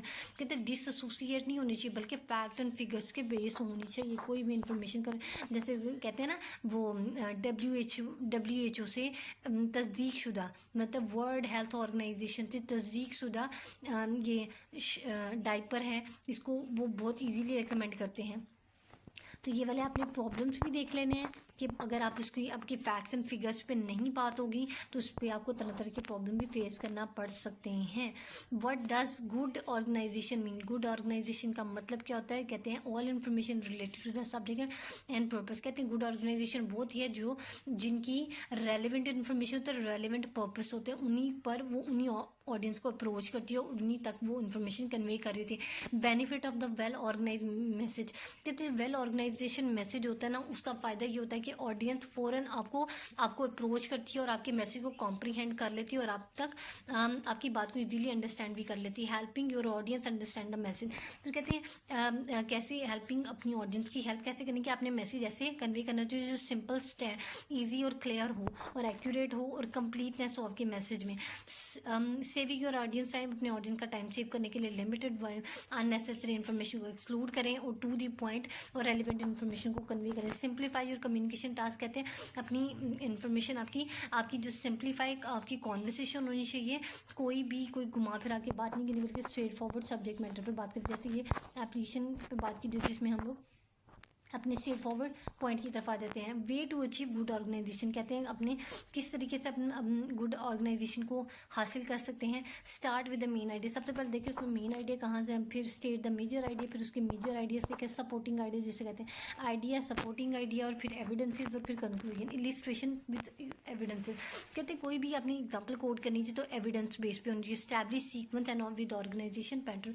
कहते हैं कोई भी आपने कोई भी एग्जाम्पल कोई भी आपने एविडेंसेस पेश करने हैं, कोई भी सपोर्टिंग आइडियाज़ पेश कर, तो इसमें सीक्वेंस होनी चाहिए विद ऑर्गेनाइजेशन पैटर्न, जिस तरीके से मैसेज को ऑर्गेनाइज किया गया हुआ है। डायरेक्ट अप्रोच यूज़ कर लेंगे, इनडायरेक्ट अप्रोच कर लें। डायरेक्ट में वही बात है कि आपने आपका मैसेज एक्सप्लिसिट होता है, दूसरे में क्या होता है इम्प्लिसिट होता है, जिसे इनडायरेक्ट अप्रोच भी कहते हैं। और डायरेक्ट मैसेज को डिडक्टिव अप्रोच भी कहते हैं। डिडक्टिव अप्रोच में कहते हैं कि हम लोग जिसमें हम लोग क्या कहते हैं कि जनरल टू स्पेसिफिक भी हो जाता है, जनरल टू स्पेसिफिक डायरेक्ट में, ठीक है।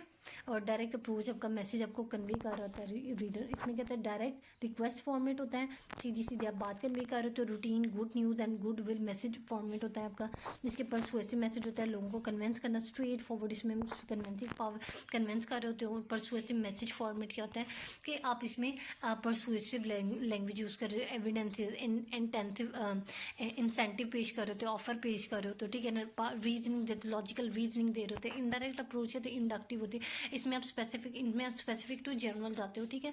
इसमें क्या कहते हैं बैड न्यूज़ होती है, मैसेज होती है, रेड बैड न्यूज़ फॉर्मेट होता है, ठीक है। मतलब आप इनडायरेक्ट हो रहे होते हो ना, क्योंकि आप मैसेज डायरेक्ट मैसेज पे नहीं बल्कि एट द एंड आप मैसेज को डिस्कस करते होते हो। क्योंकि आगे देख लेते हैं organization plan should be based on the reaction your audience. कहते हैं अब जब इसको प्लान कर रहे हो तो आपको ऑडियंस के रिएक्शन का भी पता होना चाहिए कि ऑडियंस का रिएक्शन क्या होगा। और फॉर्मेटिंग योर मैसेज, इसमें कैसे मैसेज को आपने फॉर्म करना है। कहते हैं for composition is the process of the drafting your message pushing it a later step. कहते हैं इसमें क्या करते हो कि आप अपने इन्फॉर्मेशन को सबसे एंड पे पहले इरेलीवेंट इन्फॉर्मेशन कन्वे करके फिर अपनी एंड पे अपनी मैसेज की तरफ जाते हो। फिर put your style and tune. और इसमें योर स्टाइल एंड ट्यून क्या होती है कि इसमें आपकी ऑडियंस गैस नहीं कर पाती कि आपकी किसके बारे में बात कर रहे हो, तो ठीक है। स्टाइल और ट्यून में आपकी क्या है, किस चीज़ के बारे में बात हो रही हो। Use the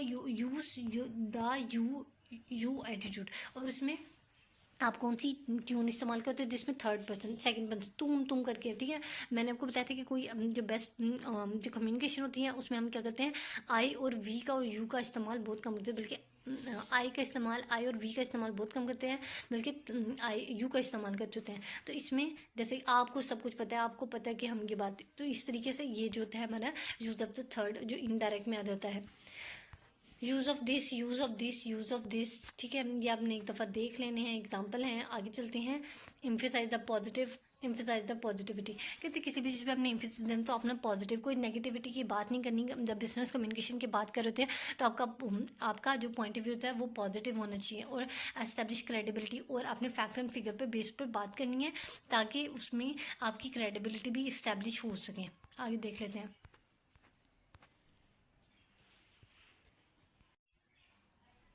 revising business message में आपने क्या करना है, एडिट योर मैसेज, रिवाइज करना है, सी अगेन, इसमें आपने मैसेज को दोबारा देख लेना है, अपने के जो मैसेज आप ऑडियंस को कन्वे करना चाह रहे हैं वो ठीक है, एडिटेबल है कि नहीं है, या फिर उसको अपनी एज इट इज़ कन्वे करना है। अब देखिए स्टाइल एंड रीडेबिलिटी, कहते हैं read the word and stress the word you, कहते हैं अपनी इन चीज़ों पे स्ट्रेस देना, यू वाले पे आई एंड वी का इस्तेमाल नहीं करना। स्टाइल एंड रीडेबिलिटी आपका, एलिमिनेट द वर्ड सीम अनफिलियर, कहते हैं ऐसे वर्ड्स को आपने एलिमिनेट कर देना है जो आप जिससे आपकी ऑडियंस अनफिमिलियर है। और mechanism and format, proper formatted आपका डॉक्यूमेंट होना चाहिए to avoid confusion and spell out the abbreviate verb, कहते हैं आपने स्पेलिंग का या एब्रीवेशन का अवॉइड नहीं करना जब आपने कोई भी बिजनेस कम्युनिकेशन में आपने जब आना है। To evaluate your content and organisation, कहते हैं एवेल्यूएट कर ले, एक दफ़ा एवेल्यूएट कर ले, चेक दे क्रेडिबिलिटी, उसकी सिग्निफिकेंस चेक कर लें कि आपका जो कंटेंट है वो ऑर्गेनाइजेशन है, उसमें क्रेडिबिलिटी है, उसमें वो उसकी वैल्यू है या नहीं है, उसकी सिग्निफिकेंस है या नहीं है। Revise your style and revise, दोबारा सी कर लें, अपने स्टाइल एंड रीडेबिलिटी चेक कर लें कि वो ठीक है या नहीं। असेस योर वर्ड चॉइसेस, और कहते हैं एक दफ़ा अपने वर्ड्स भी देख लें कि जो आपने मैसेज कन्वे करने के लिए सिलेक्ट किए हैं उनमें दो इंपॉर्टेंस होती हैं, एक तो करेक्टनेस चेक करनी है, दूसरा इफेक्टिवनेस, कि वो ठीक है या नहीं है, और दूसरा वो इफेक्टिव है या नहीं, ये दो बहुत इंपॉर्टेंट चीज़ें हैं। और फिर उसके बाद आ जाते हैं प्लेन इंग्लिश, आपने सेलेक्ट करनी है, प्लेन इंग्लिश में हमारे पास आ जाते हैं फंक्शन इंग्लिश वर्ड आ जाते हैं, कंजंक्शन, प्रीपोजिशन, आर्टिकल्स और प्रोनाउंस आ जाते हैं। सिंपल आपको प्रोनाउंस के बारे में पढ़ना है। कॉनोटेटिव और डिनोटेटिव, कॉनोटेटिव वर्ड होता है जिसमें हम लोग क्या कहते हैं दोस्तों, डिक्शनरी वर्ड सबसे पहले डिनोटेटिव, डी से याद रखिएगा डिक्शनरी, और कॉनोटेटिव मीनिंग होता है कॉन्टेक्चुअल इन्फॉर्मेशन, जो किसी चीज़ से एसोसिएट, जैसे घर है, ठीक है, अगर डिनोटेटिव मीनिंग बोलें तो हम बोलेंगे अ कॉन्क्रीट बिल्डिंग, ठीक है ना, उसे हम हाउस बोलेंगे। और जबकि अगर हम कॉनोटेटिव बोलें तो घर हम जिसे कहते हैं जन्नत कह सकते हैं, तो ये हमारा कॉनोटेटिव मीनिंग होगा। तो आपने इसको भी बड़े अच्छे से याद रखना है। Abstraction and concreteness, abstract a word, abstract कहते हैं एब्स्ट्रैक्ट एंड कॉन्क्रीटनेस, कहते हैं अपनी एब्स्ट्रैक्टनेस आपको पता होनी चाहिए कि कहाँ पे अपनी ऐसे फिनोमिनास की बात करनी है जो एब्स्ट्रैक्टल होते हैं। जैसे देखो इमोशन होते हैं, ये हमारे एब्स्ट्रैक्ट होते हैं, कॉन्क्रीट होते हैं जो हमारे फिजिकली नज़र आ रहे होते हैं, वो हमारे इसमें आपने इन चीज़ों का ध्यान, और ये ऑब्जेक्टिव पॉइंट ऑफ व्यू से डिस्कस होना चाहिए। वर्ड दैट कम्युनिकेट, कहते हैं ऐसे वर्ड का इस्तेमाल होना चाहिए जो कम्युनिकेट कर रहे हो, कोई मैसेज कम्युनिकेट, स्ट्रॉन्ग वर्ड का इस्तेमाल करना चाहिए, ना कि वीकेंड वर्ड का इस्तेमाल करें जो आपकी टेंशन, और फेमिलियर वर्ड का इस्तेमाल करें जो ऑडियंस को जिन चीज़ के बारे में, short word, relevant information use करें, और वर्डली एक्सप्रेशन को अवॉइड करें। इसके अलावा कहते थे कम, उसके बाद आ दें बाइस फ्री लैंग्वेज ये होता है कि दोस्तों कि आपने किसी भी चीज़ को स्पेसिफिक होकर नहीं बात करनी, ना तो आपने कल्चरल बाइस होना है, मतलब कि हम सिंधी लोगों की बात करें, हम पंजाबी लोगों की बात करें, नहीं, बल्कि आपने हम पाकिस्तानी की बात करें। जेंडर बाइस नहीं होना चाहिए। जेंडर बाइस का मतलब ये कि हमने मेल को खाली एड्रेस नहीं करना, या फीमेल को एड्रेस, रेसिज्म एंड एथनिसिज्म की बात नहीं करनी, या फिर हमने डिसेबिलिटी की बात नहीं करनी, इस पर हमने बाइस होना है, हमने बल्कि अनबाइस होकर बात करनी है। नेक्स्ट पे आ जाते हैं हम, नेक्स्ट हमारा री राइटिंग योर मैसेज, और मैसेज को सी करेंगे, रिवाइज करेंगे, तो दोबारा देखेंगे तो फिर हमने री राइट करना है, उसको चेक कर लेना है। क्रिएट इफेक्टिव सेंटेंसेस क्रिएट करने, आपने देखना है सिंपल, कंपाउंड या कॉम्प्लेक्स सेंटेंसेस। सिंपल वो इंडिपेंडेंट क्लॉज को कहते हैं, इंडिपेंडेंट को, और उसके बाद हमारे पास आ जाता है कंपाउंड में मैंने आपको दो इंडिपेंडेंट क्लॉजेज होते हैं, और कंजंक्शन इसमें यूज़ होता है, जैसे एंड वाला वर्ड यहाँ पे यूज़ किया। और कॉम्प्लेक्स में क्या होता है, हमारे पास सबऑर्डिनेट क्लॉजेज यूज़ होते हैं, और एक डिपेंडेंट और एक इंडिपेंडेंट सेंटेंसेस है। जैसे ये देखो फर्स्ट वाला हमारे पास डिपेंडेंट है, और सेकंड वाला हमारे पास इंडिपेंडेंट है। अब आज इसमें भी क्या होता है, हमने कहते हैं अवॉइड पैसिव सेंटेंसेस को आपने यूज़ नहीं करना, तो use active sentences, simple sentences को यूज़ करना है, कहते हैं एक्टिव पैसिवाइज को नहीं यूज़ करना है, एक्टिव को यूज़ करना है। यस एम्पैथेटिक होना चाहिए, कहते हैं लेट्स एम्पैथेटिक, मतलब आपने ज़्यादा जिसे कहते हैं ना प्राइस, कहते हैं we are cutting the price to stimulate demand, कहते हैं हम प्राइस कम कर रहे हैं क्योंकि बहुत ज़्यादा, जैसे बहुत ज़्यादा महंगाई होगी तो हम प्राइस कम कर रहे हैं, ऐसे नहीं कहते हैं। इस महंगाई के दौर में सस्ता ड्रीम पाउडर, ये देखो ये तरीका होता है कि आपने लेस सिंपैथेटिक होनी चाहिए, more empathetic, less sympathetic and more empathetic. Sentence style आपका बड़ा वही हमने पढ़ा है, जैसे सिंपल एंड क्लियर आपका होना चाहिए। Eliminate word and phrases, unnecessary information को एक्सक्लूड कर देना है, और उसके बाद क्लियर होना चाहिए आपका message. Deep and coherent paragraph, hooking होना चाहिए, हुक वाला पैराग्राफ होना चाहिए, main first idea second idea third idea से लिंक होना चाहिए। 5 way to develop a paragraph, सबसे पहले illustration, example, compare and contrast, cause and effect, classification, problem and solution, ये हमारे वेज होते हैं किसी पैराग्राफ को डेवलप करने के। उसके बाद हमारे पास आ जाते हैं आगे हम चलते हैं, रीकैप कर लिया है। रीकैप के बाद हम चैप्टर नंबर 15 पे आ जाते हैं, memorandum, meeting documents and proposal. Memorandum क्या होता है? Memorandum is a brief informal report use to establish a record. कहते हैं मेमोरेंडम एक डॉक्यूमेंट होता है, इनफॉर्मल रिपोर्ट है, ये याद रखिएगा कि एक छोटी सी इनफॉर्मल रिपोर्ट होती है जिसका मकसद क्या होता है कि कोई रिकॉर्ड को मेंटेन करना, हायर करना। Memo generalization communicate process by transmitting the message from one or more author to one or more recipient. कहते हैं इसमें क्या कहते हैं, मेमोरेंडम में क्या होता है कि कोई इन्फॉर्मेशन होती है, इसमें ब्रीफ किस्म की इन्फॉर्मेशन लिख के एक बंदे से ज़्यादा लोगों तक कन्वे की जाती है, जैसे ईमेल होती है, ठीक है, ये ईमेल जो हम करते होते हैं तो ये मेमोरेंडम में आ जाता है। कहते हैं इसके अलावा memorandum are written for numerous internal purposes, और ये कहते हैं ऑर्गेनाइजेशन पर्पसेस के लिए लिखे, जिसमें किसी एक्शन को करने के लिए या रिक्वेस्ट करने के लिए हम लोग करते हैं, तो आउटलाइन पॉलिसीज बनाने के लिए, अनाउंसमेंट करने के लिए हम लोग मेमोरेंडम लिखते हैं। मेमोरेंडम की बॉडी क्या होती है सबसे पहले देख लें। इसमें हमारे पास वही बात है, इसमें हमारे पास प्रॉपर इंट्रोडक्शन, पहले हमारे पास इनसाइट एड्रेस होता है, फिर ऑर्गेनाइजेशन एड्रेस होता है, फिर उसके बाद हमारे पास जो मेन हमारा जो मीटिंग डॉक्यूमेंट होता है, उसके बाद फिर हमारे पास एजेंडा आ जाता है इसमें फिर, ठीक है। डिफरेंट एग्जांपल कोट किए हैं। फिर इसमें मिनट राइटिंग क्या होता है इसे भी देख लेते हैं। Minute writing is also known as protocol or written record of meeting. कहते हैं प्रोटोकॉल, ये मिनट्स नोट्स कहते हैं कि हम लोग इसमें कहते हैं कि मीटिंग्स, जितनी भी मीटिंग्स होती हैं उनके नोट्स बना देते हैं, उनका रिकॉर्ड बना देते हैं कि इसके बाद हमारी ये मीटिंग होगी। डिफरेंट किस्म की इसमें हम मिनट नोट में मीटिंग जो हम अरेंज करते हैं उसका रिकॉर्ड रखते हैं। Type of the minutes of meeting, इसमें डिफरेंट टाइप आ जाती हैं। जैसे देखो sample of meeting minutes, proposal, ठीक है। अब देखो यहाँ पे दिया गया, आप इसको देख लें, लिंक पे दिया गया, इसमें आपको डिफरेंट टाइप्स भी मिलेंगी। और आगे देख लेते हैं प्रपोजल क्या होता है। प्रपोजल होता है एक फॉर्मेट होता है डॉक्यूमेंट का, solicited business spell out when what will be deliver. कहते हैं प्रपोजल कहते हैं कि किसी भी जो प्रपोजल जैसे कहते हैं ना, प्रपोजल आया, जैसे किसी भी चीज़ के बारे में आपने जो प्लान एग्जीक्यूट करना है उसके बारे में जो प्लानिंग की होती है उसे हम प्रपोजल कहते हैं। आगे कहते हैं प्रपोजल का स्ट्रक्चर कहते हैं, फ्रंट मैटर कहता है, बॉडी, इंट्रोडक्शन, टेक्निकल अप्रोच होती है, management, requirement, work place and matter होता है। फ्रंट मैटर क्या होता है? फ्रंट मैटर में title, page, summary, table of content, list and figure आ जाते हैं। बॉडी में हमारे पास वही आता है, innovation, need to be problem जो हमने discuss, develop the immediate context, और आपने जो भी जिस कॉन्टेक्स्ट में प्रॉब्लम है उसको डिस्कस करना है। एंड मास्टर क्या होता है? बिब्लियोग्राफी, रिज्यूम, या फिर हमने अपेंडिसेस डिस्कस करना होता है। चैप्टर नंबर 16 पे लेटर की टाइप। लेटर क्या होता है? Business letter are formal letter use for the business to business and business to client and client to business को रिस्पॉन्ड। कहते हैं बिजनेस लेटर ऐसा होता है जिसमें हम लोग क्या कहते हैं, बिजनेस यानी कि विद इन ऑर्गेनाइजेशन में भी एक दूसरे से बात करने के लिए, या फिर अपने क्लाइंट से बात करने के लिए या फिर हम क्या करते हैं, या क्लाइंट बिजनेस से कम्युनिकेट करने के लिए यूज़ करता है, उसे हम बिजनेस लेटर कहते हैं। इसके डिफरेंट टाइप है, job application letter, acceptance letter, transmission letter, inquiry letter, technical information letter, letter of the recommendation. Format of the letter इसमें क्या होता है? सबसे पहले हेडिंग आ डेट, रेसिपेंट, ये एलिमेंट आपने याद रखना है, रेसिपेंट एड्रेस, सैल्यूटेशन और फिर बॉडी। सैल्यूटेशन सलाम को बोलते हैं, रिस्पेक्टेड डियर सर, ठीक है। और क्लोजिंग में कहते हैं जैसे साइनिंग ऑफ जिसे कहते हैं, और एंड नोटेशन में जैसे आपने ये डॉक्यूमेंट एक से ज़्यादा लोगों को अटैच किया तो उसका नाम लिखना होता है। हेडिंग सिंपल वही होती है कि आपके लेटर किस चीज़ के बारे में, आपके बारे में लेटर है तो वो आपने हेडिंग में लिखना है।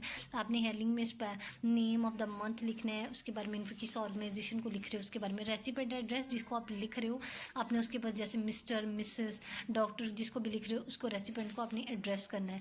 तो आपने आगे देखें, आप इस सैल्यूटेशन में क्या कहते हैं? सलाम कहते हैं, डियर, रिस्पेक्टेड, मैडम। फिर बॉडी में आपने आ जाना है, बॉडी भी हमारे 3 पार्ट्स में डिस्क्राइब, पहले इंट्रोडक्शन होता है, फिर आपका मेन प्रॉब्लम आ जाता है, फिर कंक्लूजन यानी कि आपने क्या चाह रहे होते हैं। क्लोजिंग फ्रेज में तो योर सिंसियरली आता है। एंड नोटेशन में आता है कि आपने ये कॉपी किसकी तरफ से जा रही है और कितने लोगों को जा रही है। एंड नोटेशन में आप ये वाला डाल देते होते हैं। और टेम्पलेट ऑफ द बिजनेस, यहाँ पे आपको टेम्पलेट दी हुई है, आप देख रहे हैं इसको कैसे अपने कंपाइल करना है। जॉब लेटर क्या होता है? जॉब लेटर जब आप कोई भी किसी भी कंपनी में कोई जॉब आती है तो उसके लिए आप लेटर से लिखते होते हैं, उसे जॉब एप्लीकेशन लेटर कहते हैं, ठीक है। जॉब एप्लीकेशन लेटर कहते हैं एम्प्लॉयमेंट के लिए होती है, जिसमें आप अपनी क्वालिफिकेशन, आपकी वर्ड एक्सपीरियंस डालते होते हैं, जिसे हम जॉब एप्लीकेशन में क्या होता है, हमारे पास फॉन्ट मास्टर आ जाता है, फिर उसके बाद बॉडी एंड मैटर आ जाता है। फॉन्ट मास्टर में क्या होता है, स्पेसिफिक जॉब फील्ड से रेलेवेंट के फॉन्ट मास्टर मतलब आपको स्टाइलिंग ऐसी होती है कि आपने जॉब टाइटल और उसी फील्ड में आप लोग सिर्फ लिख रहे होते हैं। बॉडी आपका वो होता है कि आपने सारी अपनी इन्फॉर्मेशन अपनी जिस जॉब के लिए आपने अप्लाई किया उससे रेलिवेंट आप अपनी क्वालिफिकेशन बता रहे होते हैं कि मैंने ये चीज़ फील्ड में किया हुआ, ये मेरा एक्सपीरियंस है। एंड मास्टर कहते हैं कि क्लोजिंग होती है, क्लोज कहते हैं रिज्यूम के साथ क्लोज कर रहे होते हो कि मैंने अपना कोई जो अपनी मैंने CV या रेज्यूम अपनी उसके साथ अटैच कर दी। Acceptance letter a job that not only convey information but also establish a contractual relationship between you and the organisation. Acceptance letter का मतलब है जैसे आपको कोई लेटर आपने कहीं पे अप्लाई किया हुआ था और आपको वहाँ से सेलेक्ट कर लिया गया, अब उन लोगों ने आपको एक लेटर भेजना होता है, एक्सेप्टेंस लेटर करता है कि ऑर्गेनाइजेशन की तरफ से कैंडिडेट को जाता होता है। इसका फॉर्मेट भी देख लीजिएगा, यहाँ पे ये लिंक दिया गया, इस पर चेक कर लें। ट्रांसलेशन ट्रांसमीटर लेटर कहते हैं। Transmitter are the cover letter is complete larger item usually are document, कहते हैं एक लंबा और डिटेल वाला डॉक्यूमेंट होता है। Transition letter provide the recipient with the specific context in which to place the larger document simultaneously give the sender a permanent record of having sent the material। कहते हैं इसमें ना ट्रांसमीटर जो document होता है इसमें हम जिसको मेल कर रहे होते हैं उससे हम एक डिटेल डॉक्यूमेंट भेजते हैं ताकि वो हमें जो रिक्वायर्ड इन्फॉर्मेशन है वो हमें कन्वे कर दे, वो हमें डिलीवर कर दे। आगे आ जाते हैं लेटर टू में लेटर ऑफ इंक्वायरी आता है। लेटर ऑफ इंक्वायरी का मतलब to ask something about a specific subject matter, किसी भी एक मैटर के बारे में, किसी भी प्रॉब्लम के बारे में कुछ पूछना, इंक्वायरी लेटर करते हैं। सैम्पल, ये यहाँ पे सैम्पल किया गया है, इसको देख लें, ये इंक्वायरी लेटर का एग्जाम्पल है। आगे देखिए technical information letter and memorandum. Technical information letter और मेमोरेंडम कहते हैं शॉर्ट डॉक्यूमेंट होते हैं और इसमें टेक्निकल इन्फॉर्मेशन रिक्वायर्ड हो जाती है, जैसे सॉफ्टवेयर बग्स होते हैं और उसका सोल्यूशन, ये हमारे सिंपल टेक्निकल इन्फॉर्मेशन लेटर में आ जाएगा। इसकी बॉडी भी देख लें और नेक्स्ट हम चलते हैं इसको पढ़ने की। Obtaining letter for recommendation. Obtaining letter कहते हैं रिकमेंडेशन के सजेशन के लिए कोई लेटर हासिल करना, उससे भी हम इसे कह सकते हैं इंक्वायरी लेटर में आ सकते हैं। आगे देखिए general guideline for requesting reference और लेटर, इसमें गाइडलाइन आप देख लें, ठीक है।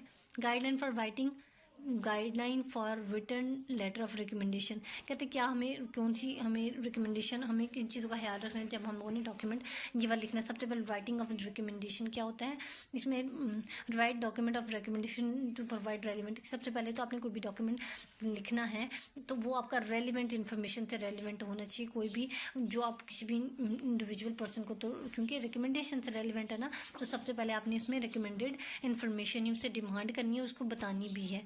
आगे देख लेते हैं चैप्टर नंबर 19 में writing direct request work well when you request require not special tact और परसुएशन। कहते हैं जिसमें आप लोग सिर्फ रिक्वेस्ट करते हो, इसमें कोई परसुएशन, कोई कन्वेंस नहीं कर रहे होते हैं, ठीक है। मेन आइडिया ऑफ रिक्वेस्ट, कैसे रिक्वेस्ट कर सकते हैं, जैसे political request in question form या फिर question is the part of request.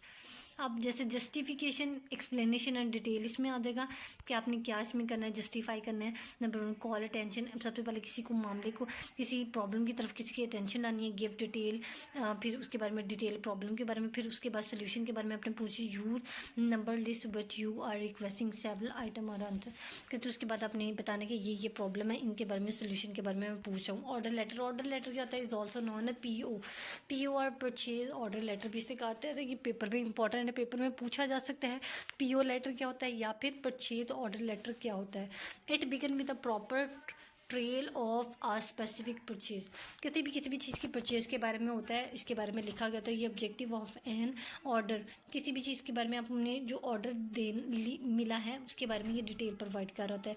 Placing letter, placing order, place order, जैसे कहते हैं कि कोई ऑर्डर आप कर रहे हैं उसके बारे में जो आप इन्फॉर्मेशन लिख रहे होते हैं, मेल कर रहे होते हैं, ठीक है, वो हमारा प्लेसिंग ऑर्डर में आ जाएगा। रिक्वेस्टिंग रूटीन इन्फॉर्मेशन, ये आप क्वेश्चन देख लेंगे, इतना इंपॉर्टेंट नहीं है। रिक्वेस्ट टू कंपनी इनसाइडर, कहते हैं आपने जैसे आपने कोई भी ऑर्डर कर रहे होते हो तो आप उससे पहले रिक्वेस्ट कर रहे हो तो कि भाई ये चीज़ें मुझे रिक्वायर्ड है, रिक्वेस्ट होती है आपकी, ठीक है। तो आप ऑर्डर प्लेस कर रहे थे, उसमें आप अपनी डिफरेंट आइटम्स डाल रहे होते हो तो उसके लिए क्या रिक्वेस्ट करते हैं, जैसे प्रोवाइडिंग अ पेमेंट रिकॉर्ड, उसके लिए आप रिकॉर्ड अपना प्रोवाइड कर रहे होते हो कि यहाँ पे आपने डिलीवर करना है, सेव टाइम इन क्वेश्चन, आप उसमें क्या करते हो, टाइम अपना सेव कर रहे होते हो।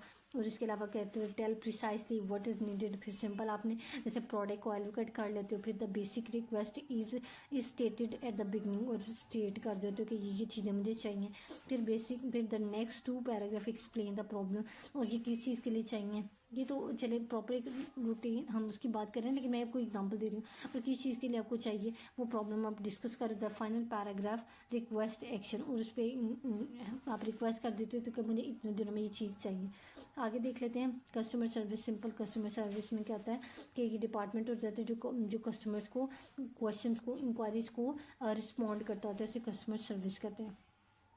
Structure of the customer letter, कहते हैं कस्टमर लेटर की स्ट्रक्चर कैसा होना चाहिए, कैसा होता है। इसमें देखिए क्लेम आपका आ जाता है कि जैसे फॉर एग्जांपल आप क्लेम करते हो कि भाई मेरी ये गलत मुझे प्रोडक्ट मिली हुई है, तो आपको उस पर रिस्पॉन्ड करना होता है, ठीक है। एडजस्टमेंट, या फिर उसकी आप एडजस्टमेंट कर रहे हो तो कि भाई आप ये हमें भिजवा दें, हम आपको इसका न्यू भिजवा देंगे, तो एडजस्टमेंट होती है। रिक्वेस्टिंग क्लेम फॉर एडजस्टमेंट, यहाँ पे एग्जाम्पल दिए हैं।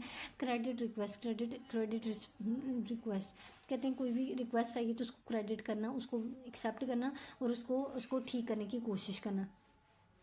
चैप्टर नंबर 19 पे देख लेते हैं। Chapter number writing routine, good news and good will messages. Writing routine, writing organisation positive message, organisation positive message कहते हैं with a clear statement of the main idea. Simple कहते हैं कि राइटिंग ऑर्गेनाइजिंग पॉजिटिव मैसेज भी कहते हैं simple, आप clear straight forward के साथ मेन आइडियाज़ के साथ आप आते हो और कम्युनिकेट करते हो, उसमें अननेसेसरी इन्फॉर्मेशन को नहीं डालते और अपना पूरा कंक्लूजन के साथ अपनी इन्फॉर्मेशन पॉजिटिव वे में कन्वे करो। तो clear state the main, clearly information convey करो to provide to the audience in a favourable में, और अच्छे तरीके से फेवरेबल वे में ऑडियंस को कन्वे कर रहे हो। तो इंस्टेड ऑफ दिस, ये तो एग्जांपल दिए, इसको देख लें ताकि आपको आइडिया हो कैसे वही मोस्ट पॉजिटिव वे में इन्फॉर्मेशन कन्वे करें। नेसेसरी डिटेल में सेटिस्फाई इन्फॉर्मेशन कन्वे की जाती है। री इन्फोर्स पॉजिटिव ट्यून आपकी इस्तेमाल की हो जाती है। Emphasise positive aspect of the disappointment news, ठीक है। इम्फेसाइज पॉजिटिव एस्पेक्ट पे बात की जा रही होती है। कर्टियस क्लोज होता है। कर्टियस मतलब आप ज़्यादा से ज़्यादा अप्रिशिएटिव होते हो, ठीक है। जो आपको रिस्पॉन्ड कर रहा है आपके ज़्यादा से ज़्यादा कर्टियस आपका बिहेवियर होता है। इसमें कर्टियस कुड भी कहते हैं समराइज मेन पॉइंट होता है। Indicate what should happen next, उसके बाद आप क्या करेंगे। हाईलाइट द रीडर बेनिफिट, और उसके रीडर को उसके फ़ायदे भी बता देते होते हैं। आगे देख लेते हैं हम when a potential sale is involve. ये एक कहते हैं जो कोई पोटेंशियल, कहते हैं एक सेल किस तरीके से ज़्यादा बढ़ सकती है। कहते to response to the inquiry, कहते कोई भी आपको प्रॉब्लम आती है कोई भी आपके कस्टमर को, तो उसका रिस्पॉन्स करोगे तब आपकी सेल बढ़ सके। तो इनकरेज द फ्यूचर सेल, और इन फ्यूचर सेल्स भी आपकी इसमें इंकरेज होंगी। To leave your reader with a good impression, कि अपने जैसे और अपने रीडर को अच्छे तरीके से वेलकम करें और उनके साथ इसी तरह से उनको सी ऑफ भी करें ताकि आपका इम्पैक्ट अच्छा पड़े। No potential sale is involve, कहते हैं कौन से इफेक्ट्स है जिससे आपकी पोटेंशियल सेल इंक्रीज नहीं होती है। रिस्पॉन्डिंग टू द रिक्वेस्ट, कहते हैं रिस्पॉन्ड जैसे कहते हैं कि इसमें आप रिस्पॉन्ड करो अपनी ऑडियंस की रिक्वेस्ट को। लीव अ फेवरेबल इंप्रेशन, उनके ऊपर फेवरेबल इंप्रेशन छोड़ो। आगे से ये देख लेंगे respond favourably to claim and adjustment request. Handling routine credit request handling, इसमें दो हमारे पास मेन स्ट्रेटजीज आ जाती हैं। एक अप्रूविंग क्रेडिट आता है, क्रेडिट रेफरेंस आ जाता है। अप्रूविंग क्रेडिट क्या होता है, इसमें कहते हैं कि mark the beginning of a business relationship with, इसमें आप क्या कहते हो बिजनेस के कस्टमर का बिजनेस के साथ रिलेशनशिप अप्रूव कर देते हो। इसमें 3 चीज़ें आ जाती हैं। Open with a good news, good news के साथ ओपन करते हो। Explain credit organisation using a positive tone, फिर close by summarising the benefit of doing business. Credit reference क्या होता है? Credit reference is information that name of an individual or the name of the organization that provide detail about individual past track record with credit. कहते हैं कि credit reference में होता है जो आपकी ऑर्गेनाइजेशन होती है, जो आपको कस्टमर के बारे में उसका प्रीवियस रिकॉर्ड प्रोवाइड करती है उसके बारे में कि आपने कितनी दफ़ा यहाँ से जैसे शॉपिंग मेकिंग की है, तो उसके बारे में आपको क्रेडिट रिकॉर्ड प्रोवाइड कर देती है, उसे क्रेडिट रेफरेंस भी कहते हैं। Writing bad news messages, writing bad news messages में कहते थे ऑर्गेनाइजेशन बैड न्यूज़, कहते it is important to realise some people interpret beginning rejected as a personal failure, कहते कुछ लोग शुरू में personal interpretation personal interpret being rejected as a personal failure, किसी वजह से पर्सनल फेलियर्स की वजह से वो रिजेक्ट हो जाते हैं। कहते हैं ये इसको रियलाइज़ करना ज़रूरी है। क्यों ज़रूरी है? क्योंकि इसमें हमारे पास डिफरेंट क्योंकि हमारे मैसेज में इफेक्टिवनेस नहीं होती, जिसकी वजह से हमें ये फेस से गुजरना पड़ता है। तो कहते हैं इसके लिए 3 स्पेसिफिक गोल हैं। सबसे पहले helping your audience to understand your bad news, सबसे पहले तो ऑडियंस को हेल्प आउट करना चाहिए कि वो बैड न्यूज़ को कैसे प्रेजेंट करना है, उसको कैसे रिस्पॉन्ड करना है, फिर उसके ऊपर डिसीजन मेकिंग के लिए उनको तैयार करना है।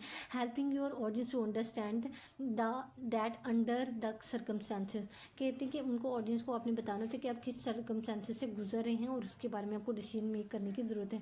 Helping your audience to remind dispose toward your business and possibilities towards you, और कहते हैं ऑडियंस की अटेंशन को अपने बिजनेस की तरफ लानी है, यानी कि अपने नैरेटिव की तरफ, सिंपल उनकी तरफ अटेंशन गेन करनी है। और कहते हैं बैड न्यूज़ में क्या होते हैं, बैड न्यूज़ में कहते हैं इनडायरेक्ट प्लान होते हैं, आपके इनडायरेक्ट प्लान होते हैं। इनडायरेक्ट वही कहते हैं आप डायरेक्ट मैसेज को कन्वे नहीं करते, इनडायरेक्ट वे में कन्वे कर रहे होते हो।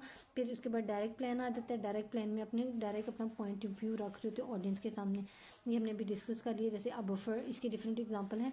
इनडायरेक्ट प्लान की कहते हैं 4 पार्ट पे कंसिडर करते हैं। अब बफर होता है reason supporting the negative decision, reason आपको नेगेटिव पॉइंट को सपोर्ट करने के लिए आप डिफरेंट रीज़न देते हैं। अ क्लियर डिप्लोमेटिक स्टेटमेंट आपकी होती हैं। उसके बाद helpful, friendly and positive close होता है आपका। बफर कहते हैं the first step in using the direct indirect plan is to put audience in an accepting mood by making a neutral और नॉन कॉन्ट्रोवर्शियल स्टेटमेंट। कहते हैं बफर कहते हैं कि इसमें आप एक ऐसी स्टेटमेंट बनाते हो जिसमें आप ऑडियंस के साथ न्यूट्रल होकर बात करते हो, ठीक है, कोई कॉन्ट्रोवर्शियल स्टेटमेंट नहीं बनाते ताकि ऑडियंस आपके नैरेटिव को एक्सेप्ट कर सके। उसके बाद अवॉइड गिविंग द एक्सप्रेशन नहीं देने आपने, से नो से अवॉइड, से नो भी नहीं कहना। Avoid using no it all tune, और आपने ये भी नहीं बताना कि मुझे सब कुछ पता है। I already you should be aware that. Avoid wordly and irrelevant phrases, आपने इरेलीवेंट फ्रेजेस को अवॉइड करना है। अवॉइड अपोलोजाइजिंग बार बार करना। Avoid writing a buffer, this is too long, कहते हैं ज़्यादा बफर लिखना नहीं है, इतना ज़्यादा लंबा डिटेल में नहीं होना चाहिए। रीजनिंग क्या होता है, आफ्टर कंपोजिंग द बफर, उसके बाद रीजन विल फॉलो नेचुरली, कहते हैं जब बफर आपका स्ट्रॉन्ग होगा तो उसके बाद अल्टीमेटली आप रीजनिंग होगी वो आपकी लोग फॉलो करेंगे। इट प्रोवाइड इन विच, ये आपको डिटेल प्रोवाइड करेगा। इसके बाद एप्लीकेंट इसके बाद जो इन्फॉर्मेशन आप रीजन प्रोवाइड करेंगे, इसके बाद जो एप्लीकेंट होगा ना, आपका रीडर होगा, वो ईजी हो जाएगा और आपकी इन्फॉर्मेशन को एक्सेप्ट करेगा। इसके बाद it does not rest solely on company policy, और कहते हैं ये सिर्फ कंपनी की पॉलिसी पर रिलाई नहीं करेगा बल्कि जो आपने प्रॉपर सिचुएशन सेट कर दी है वो इसको एक्सेप्ट करेगा। It offer no apology for the decision, कोई भी वो उसके लिए अपॉलॉजी मेकिंग नहीं करेगा ही। अवॉइड नेगेटिव पर्सनल एक्सप्रेशन, उनको नेगेटिव एक्सप्रेशन भी नहीं देगा। आगे आ जाते हैं हम लोग, इसको फॉर्मलाइज कैसे करना है। आपने ये 2 तरीके बताए हुए हैं, इनको आपने देख लेना है। आगे देख लेते हैं फर्स्ट सेकंड। पॉजिटिव क्लू, आपका पॉजिटिव क्लू वो होता है कि नेगेटिव मैसेज को हाइड करने के लिए आपने पॉजिटिव क्लू का इस्तेमाल करना चाहिए। कोई भी आपने न्यूट्रल होकर बात करनी है, कोई भी आपने स्ट्रेट फॉरवर्ड बात नहीं करनी। नेगेटिव में हम लोग हमेशा इनडायरेक्ट हो जाते हैं और पॉजिटिव में हम डायरेक्ट होकर अपनी इन्फॉर्मेशन कन्वे कर होते हैं। Don't use repeat the bad news, और अपॉलॉजी आपने नहीं करनी। इसमें आपने अर्ज एडिशनल इन्फॉर्मेशन नहीं कन्वे करनी। डोंट एंटीसिपेट प्रॉब्लम्स को भी नहीं आपने डिस्कस करना। डोंट इंक्लूड ग्लिचेस भी नहीं आपने इसमें ऐड करने, बल्कि डोंट रिवील एनी डाउट, और कोई किसी किस्म का शक शुबे में भी नहीं डालना। डायरेक्ट प्लान कहते हैं bad news message organise on a direct plan with a clear statement of the bad news कहते हैं इसमें क्या कहते हैं, डायरेक्ट प्लान कहते हैं किसी भी बैड न्यूज़ के बारे में आपको क्लियर और डायरेक्ट प्लान दे दिया जाता है कि इसको एग्जीक्यूट करवाएं और इस प्रॉब्लम को ओवरकम कर लें। It make a shorter message, ये शॉर्टर मैसेज होता है तो ऑडियंस नीड होती है, ऑडियंस की इसको ज़रूरत भी होती है। Conveying the bad news about order, कहते हैं कन्वेइंग द न्यूज़ और conveying bad news about order, कहते हैं किसी भी चीज़ के बारे में बैड न्यूज़ कन्वे करना हो तो उसके लिए आपको किसी चीज़ों पे काम करने की ज़रूरत है, to work toward an eventual sales उसके बारे में देनी पड़ेंगी, टू कीप इंस्ट्रक्शन प्रोवाइड करनी पड़ेंगी, टू मेंटेन एन ऑप्टिमिस्ट अपने आप को पॉजिटिव रखना पड़ेगा। ऑप्टिमिस्ट का मतलब पॉजिटिव रख के अपनी इन्फॉर्मेशन कन्वे करनी पड़ेगा। When you must back order for a customer, कि आप कस्टमर का ऑर्डर बैक भी ले सकते अगर वो उनको पसंद नहीं आता। What are able to send only part of the order, और कौन सा ऑर्डर करने पर उनको कौन सी चीज़ मिलेगी। And what are you able to send none of the order, और इनमें से कौन सा भेज सकते और कौन सा नहीं भेज सकते। राइटिंग परसुएसिव मैसेज कैसे लिखना है, मोटिवेटिंग विद परसुएसिव मैसेज, कहते हैं आपका मैसेज ऐसा मोटिवेटिव होना चाहिए, ऐसा परसुएसिव होना चाहिए कि आपकी ऑडियंस उस मैसेज पे कन्वेंस हो जाए। अब इसमें क्या चीज़ें आपकी इंक्लूड, नीड एंड अपील। सबसे पहले मोटिवेट करिए, आपकी नीड, आपको ज़रूरत भी है और इसकी अपील भी है। अपील भी करना, उसको ऐसे कन्वे करना कि आपकी ज़रूरत तो है, और उसके बाद अपीलिंग कैसे बनाना कि ऐसे हमने उसको कन्वे करना है कि जैसे आपके फेस पे पिंपल्स हैं तो आपने सबसे पहले तो आपने नीड बता दी कि पिंपल है आपको। अब इसको आप कहोगे कि बिल्कुल साफ़ सुथरे हो जाएंगे तो ये आपको अपील करेगी। इमोशनल एंड लॉजिक होती है, क्रेडिबिलिटी होती है, एंड सिस्टम एंड सिमेंटिक्स होती है। नीड एंड अपील्स मैंने आपको सिंपल बता दिया। इमोशनल लॉजिक होती है, आपको इमोशनल लॉजिक के साथ एविडेंसेस पे बेस पे बात करते हैं और लॉजिकली और इमोशनल वे में आपको टैकल करने की कोशिश करते हैं। क्रेडिबिलिटी में हमारे पास क्या रहते हैं, क्रेडिबिलिटी में बीइंग इथेंटिसिज्म, इसमें कहते हैं आपको जोश जज्बा दिलाते हैं। फिर बीइंग सिंसियर, कि हम सिंसियर हैं कि आपको ये प्रॉब्लम सॉर्ट आउट हो जाए। बीइंग एन एक्सपर्ट होने के नाते हम लोग आपको ये प्रोडक्ट रिकमेंड कर रहे हैं, जैसे WHO से अप्रूव है। हैविंग गुड इंटेंशन, हमारी अच्छी नीयत है कि आपकी ये प्रॉब्लम सॉर्ट आउट हो जाए। दैट बी ट्रस्टवर्थी आपको हमारा बरसों का एतमाद है, ठीक है। फिर उसके बाद स्टैब्लिशिंग कॉमन ग्राउंड, और कॉमन ग्राउंड के इतने लोग इसको ऑलरेडी इस्तेमाल कर। सिमेंटिक होते हैं, the word you choose to state your message should be dictionary definition, कहते हैं कोई भी मैसेज आपने कन्वे करना है वो सिमेंटिकली ठीक होना चाहिए, मतलब वो डिक्शनरी के लिहाज से बिल्कुल वही वाली इंफॉर्मेशन कन्वे कर रहे हो जो आप कन्वे करना चाह रहे हो। ऑर्गेनाइजिंग परसुएसिव मैसेज, कहते हैं और जो मैसेज आप कन्वे करना चाह रहे हैं वो अटेंशन वाला होना चाहिए, इंटरेस्ट और डिज़ायर और एक्शन पे बेस्ड। अटेंशन हुई कि ऑडियंस आपकी अटेंशन फ़ौरन गेन करे, उस पर रिस्पॉन्ड करे। इंटरेस्ट, ऑडियंस का मैसेज जो होता है ना वो आप ऑडियंस को कन्वे करना चाह रहे हैं वो उससे रेलिवेंट होना चाहिए। और डिज़ायर कि जो ऑडियंस के माइंड में है, जो उनकी डिज़ायर है, जो उनकी नीड है, हम उसको अप्रोच करें और उसके ऊपर हम लोग अपनी ये एक्शन हमने ये परफॉर्म किया है। एक्शन क्या होगा, एक्शन होगा सजेशन होगी, एक्शन सजेशन फॉर एक्शन, ठीक है। कि आपको जो प्रॉब्लम फेस हो रही है उसको ऊपर हमने काम करने के लिए कोई चीज़ आपने भेजनी है, वो आपकी सजेशन होगी, ठीक है। आगे बाय राइटिंग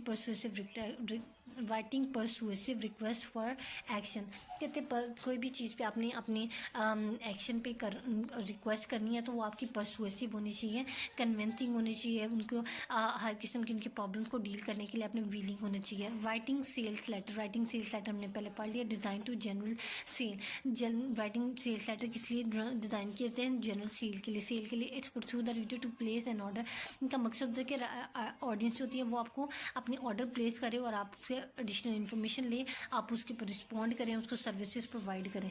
और देखिए इसमें क्या क्या चीज़ें आ जाती हैं। सबसे पहले your interest to receive, you intended to receive, आपकी इंटेंशन धोखा देने वाली होनी नहीं चाहिए। इनमें चीज़ों को आपने अवॉइड करना है। You made your statement regarding affect, आप जो भी स्टेटमेंट करें वो आपकी उससे रेलिवेंट होनी चाहिए। That is paint was satisfying in relying to your statement, और कहते हैं जो कस्टमर होता है वो आपकी बात पे ट्रस्ट कर रहा होता है तो वो जस्टिफाइबल होनी चाहिए। The respect was damage by your statement, ऐसा ना हो कि वो आपने जो बात स्टेटमेंट की थी उससे उसको नुकसान हो और वो आपका ट्रस्ट लॉस्ट होता रहे।